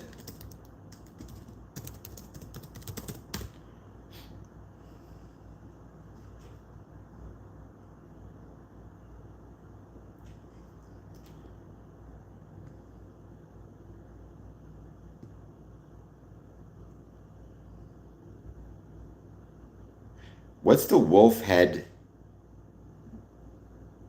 Oh, I feel like you're making a joke. Sheephead minnows to wolf head bigos. Um, but all right. You almost got me.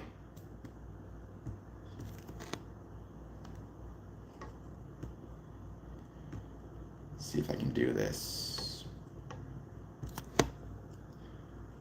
In the middle of Lake Marapass.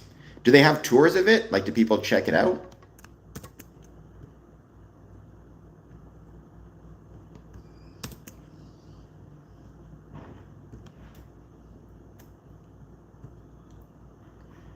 Because there's actually a Masonic island in, I'm trying to think of where it is now.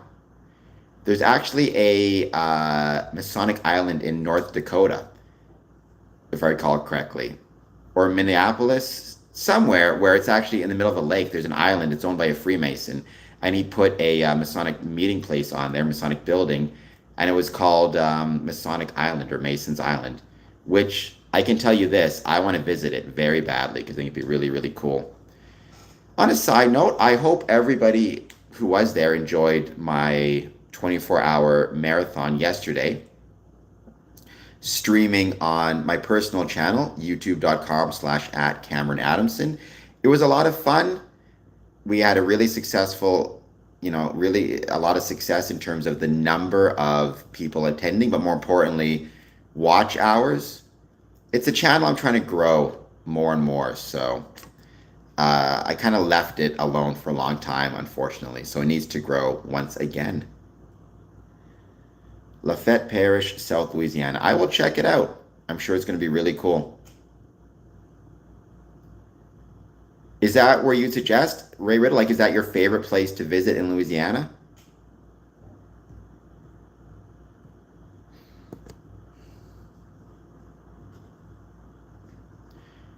Really, Robert Heaton? I'm gonna have to check that out for sure.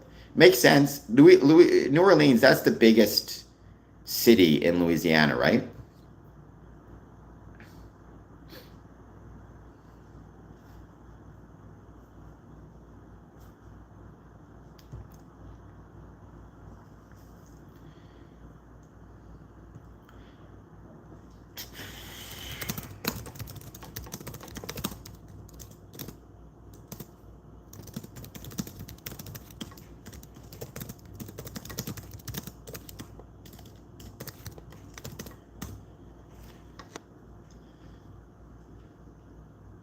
Scottish Rite Temple is pretty cool. Like Scottish Rite Temple has a sorry, Robert. I'm sure the Scottish Rite Temple is really, really cool. I'll check it out. Ray, where you stayed on the island? Yes, it was. I haven't really posted anything about it yet, but I'm gonna post a list of all the movies I watched, which one I liked the most, the Christmas bingo cards I did, which should be great fun. Nice, Ray. A sheephead cousin. So is the sheephead minnow like an invasive species? Is that the issue?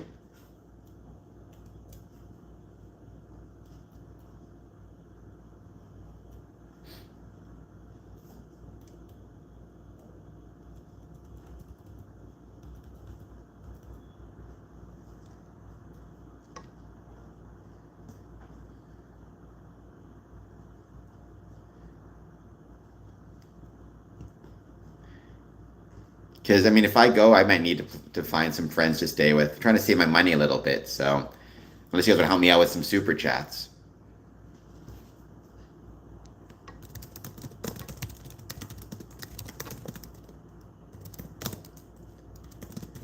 I might be going to Ottawa soon, actually, and then Chicago again. My two favorite places.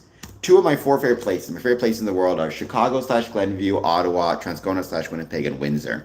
So getting back to Ottawa and getting back to Chicago will be really fun if I can do it.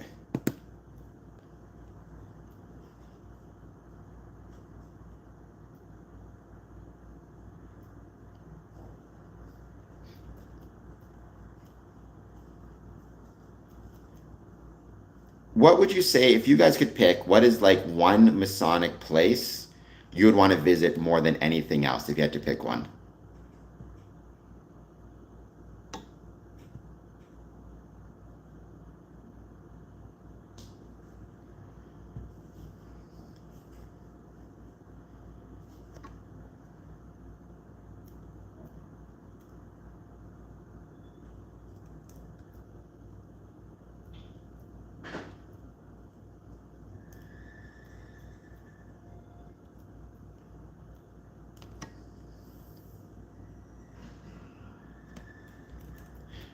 Lahore Lodge. Where's that, Chester Fortune?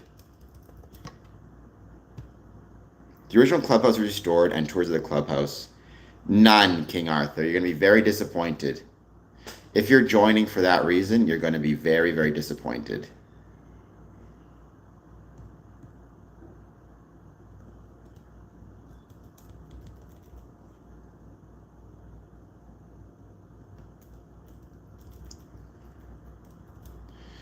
Let me see if I can send a message here. I mean, some Masons may do drugs on their own time. I would suggest it's probably never a good thing, but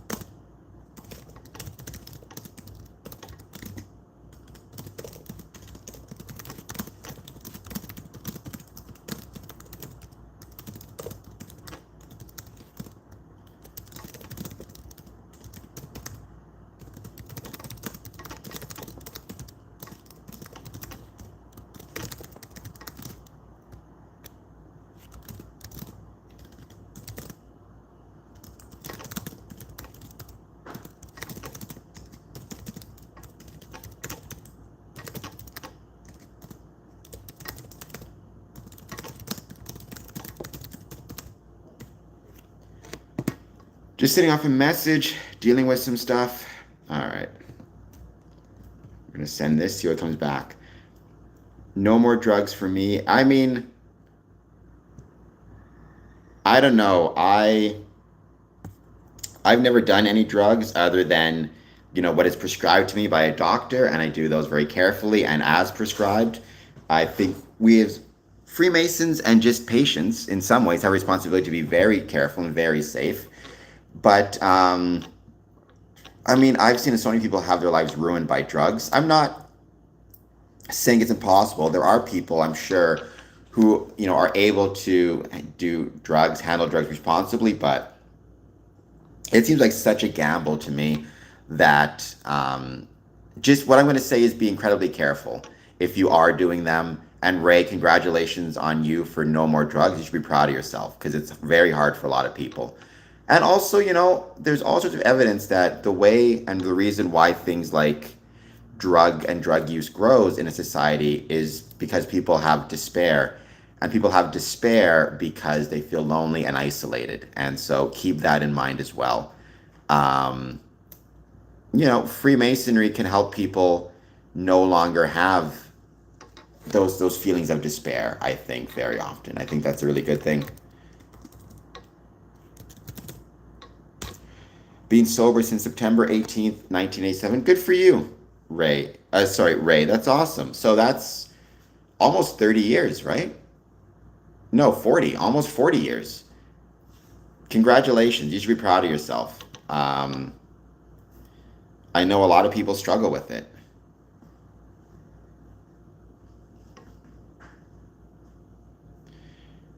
Chester. So Chester's like me, never had any, never consumed any substances.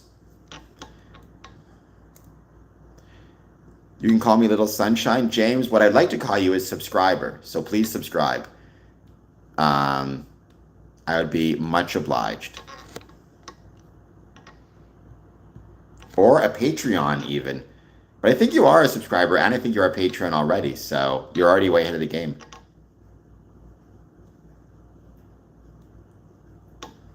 I mean, look, any attempt that we have to protect animals, I'm always going to support it because I like animals more than people, to be honest. That includes fish. I don't care whether it's fish or anything else. I want them to be protected. So good for them. Yeah, I thought you were subscribed, Ray. But thank you again for being here. I really appreciate it. And congratulations again on 40 years of sobriety. I guess 39. No, I'm not a pastor. Freemasonry is not a religion, so we don't have pastors. We have chaplains, but they're non-denominational. Kind of like in a jail, the padre. You know.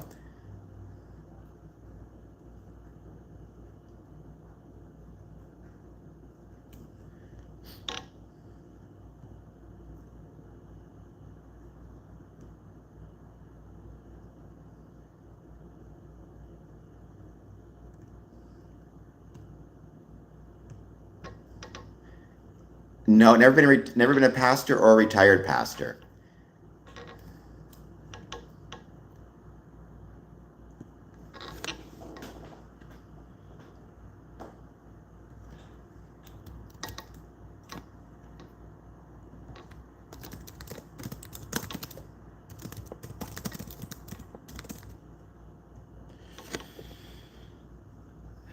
No worries. How's your cat doing? I know we talked about. I think you have, if I recall correctly, you had three cats. One passed away, which sucks. Now you've got two. I hope that he's doing well. The one that went outside, if I recall correctly. It was like Mojo and Mr. Cat with a K.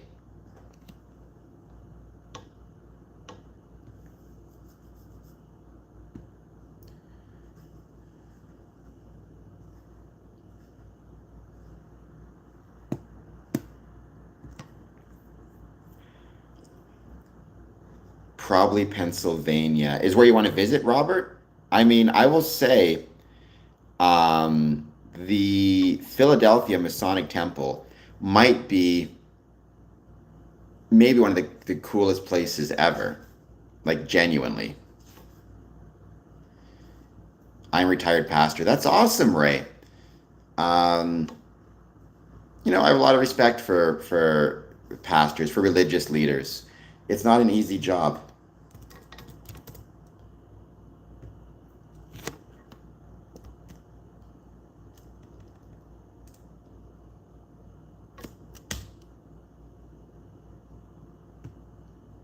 So good for you. We're going to give this another 10 minutes, then we'll be ending this stream. Then we'll be back tonight at 1 a.m. I hope you guys got some interesting ideas you can apply. And you don't have to apply these to Freemasonry, by the way. You can apply these just across the board as you so choose, right? There's a lot of different places through which you can apply this stuff when it comes to preservation of our historic Masonic buildings.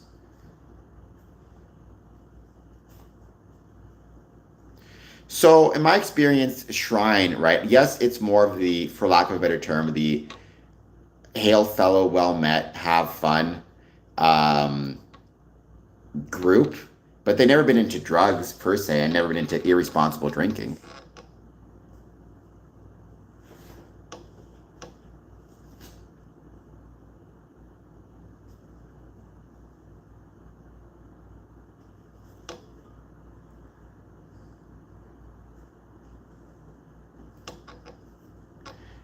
Yes, I think if I recall correctly, I know I've heard of them. I think, for example, Pennsylvania, I think Philadelphia has one, I believe. I think Detroit has one as well. Um, I think those two are the ones I think of off the top of my head.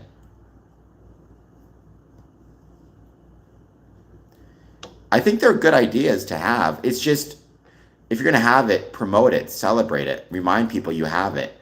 Um, and have multiple time capsules. Like every 10 years, create a new time capsule. One story that I've done in the past is I had my Masonic brethren write a letter to themselves that they would open 25 years after their third degree. Which is a cool little note. Hello, Brick. Jeremy, hello. How's it going? Thank you both for being here. Well, you can do both, right? Robert, you should be obviously recording everything you see, but then you should also be writing your name in the book. Do both.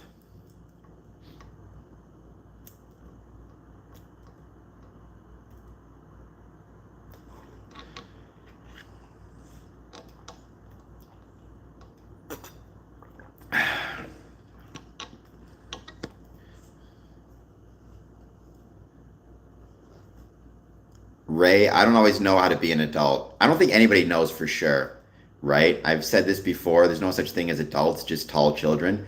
And there is some truth to that. But um,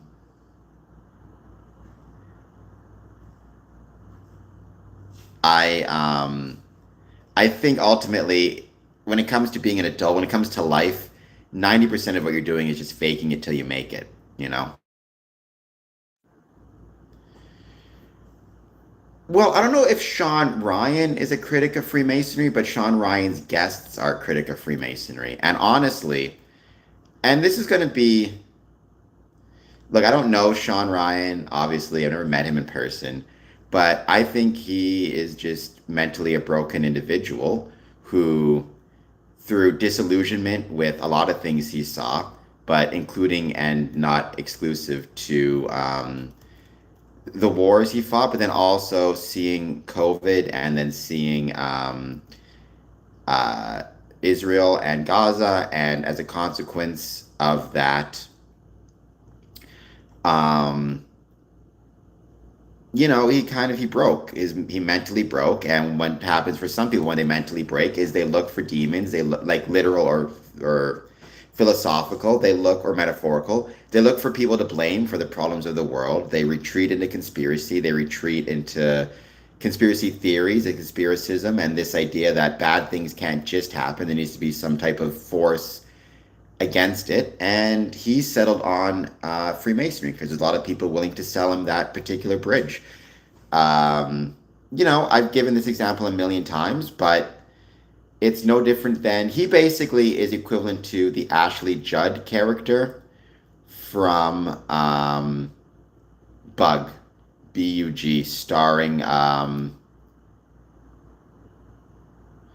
starring Ashley Judd and Michael Shannon, which is the world broke somebody and it caused them to have a mental kind of decline, and they found comfort and solace by focusing on conspiracy and conspiracy theories and all the rest of it, and that's what happens. Um, so I mean, I don't know to what extent Sean Ryan actually, like, himself criticizes Freemasonry. It seems like all of his guests do, and he just accepts it and accepts what he hears because I think it makes him feel good to believe in conspiracy. It does. It's very tempting. It's unfortunate, but that just is what it is.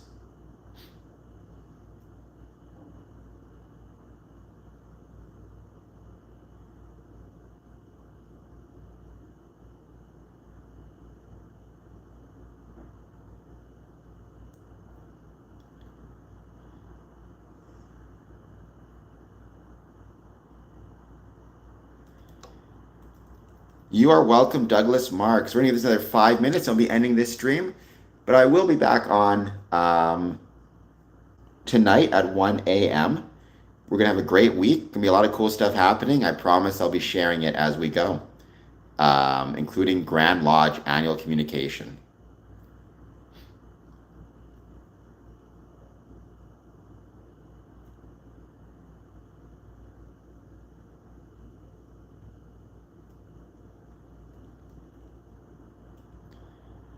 let's give it a couple more. Let's see who jumps on to say hello.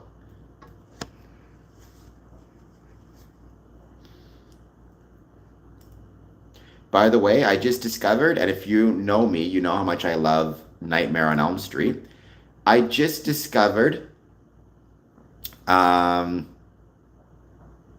I just discovered they're remaking Nightmare on Elm Street at Paramount Pictures, at least according to Twitter. So I don't know 100%, but if they are, it's really cool. As someone who loves the Nightmare on Elm Street series, I think we are due for a remake. So, or due for a sequel, due for a something.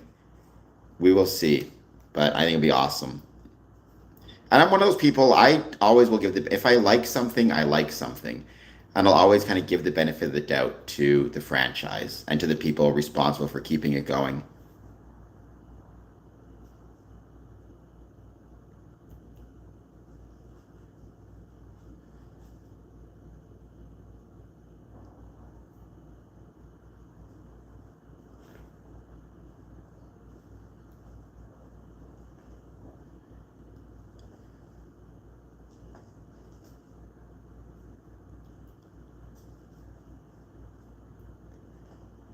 And Douglas Marks, I hope that you're doing well. Thank you for being here as always. Is that true story? Is what the true story? Oh no, the Three Ruffians? No, it's apocryphal. It's legendary. It's not real. It's metaphorical, right? The stories in Freemasonry are metaphors, which are good things. Don't get me wrong. Metaphors are very valuable as ways to pass on knowledge, but a metaphor is a metaphor, not real.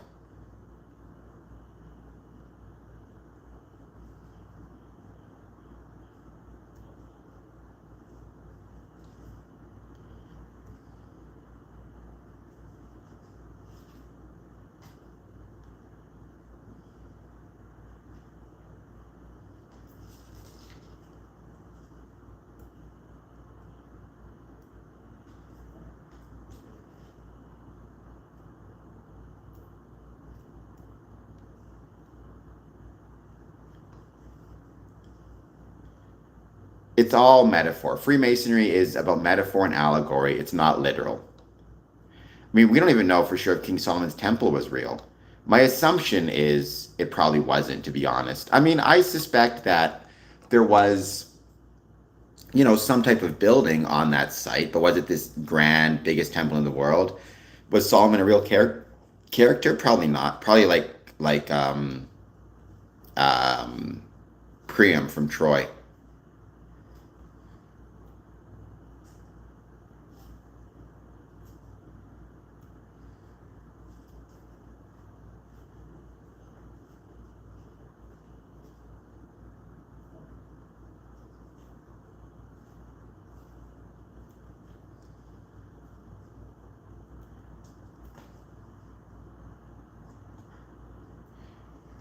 I mean, again, it's metaphor. It's metaphorical, not real. The point is, knowledge comes from work and effort, not just being told something. That's not the true knowledge, right? You're never going to see that type of knowledge, and it's about work and the work you put in. That's how you gain knowledge, truly.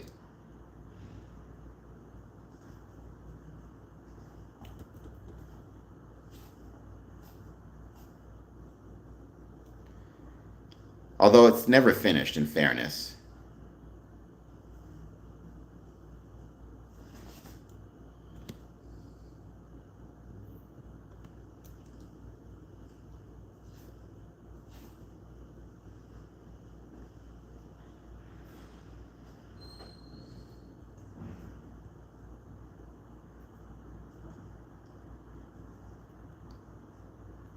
We are going to be all right. This is a shorter stream, but that's okay. I will be back on tonight at 1 a.m. I hope you guys took some advice from National Trust or from my advice on how to celebrate National Trust and more importantly, how to protect, preserve, promote our Masonic buildings, especially our Masonic heritage buildings. Be back on tonight, 1 a.m. Thank you all for being here. I'll talk to you all soon. And then I'm just finishing Yo Maple. Well, that's okay. I promise you I'll be back on tonight at 1 a.m. and then back on 1 p.m. tomorrow. So I'll see you guys all soon. Thank y'all for being here. Back on 1 a.m. tonight.